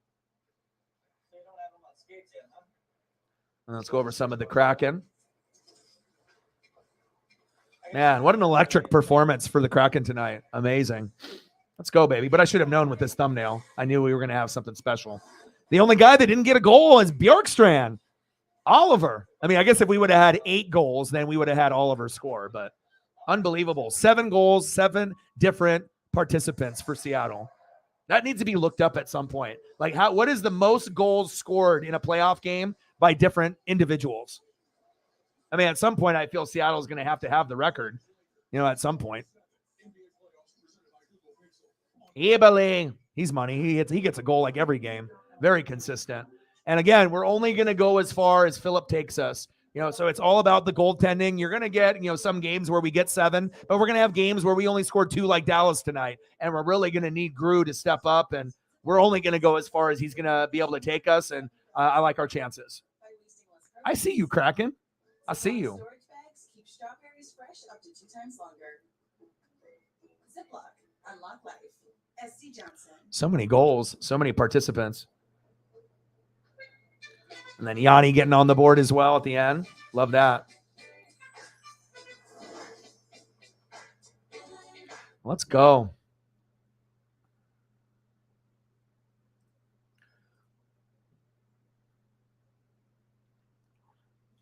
What a good night. Final score, Kraken 7, Stars 2. Seattle leads 2-1 in the series. But I'm not going to get ahead of myself. Like I said, if we break history and break the mold, we win game 4, and we're going to end up going 3-1. Well, we will win the series. But if Dallas responds like I know they typically do, then what they did in game 2 after losing a dramatic game 1, they will bounce back. But, I'm hoping Seattle can fight it. Oh, look at Gru throwing some of his stuff up into the crowd. Oh, how cool is that? Wow. He got the fish from Gru. That is awesome.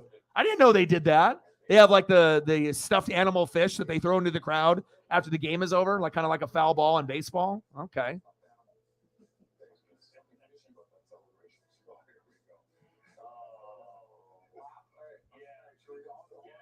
And then tomorrow we'll decide what we end up doing. We're either going to do the Mariners and the Rangers, or we'll end up doing the one NHL matchup tomorrow, which will be the Golden Knights and the Oilers, which I might do. So we'll probably do a poll tomorrow and see, even if those aren't your favorite teams, we'll see what the fans want. If they want me to do playoff hockey again, or if we'll do the Mariners and the Rangers. So we'll do one of those things. And then we'll keep our eye on the Lakers and Warriors because it'll be on at that point as well. So.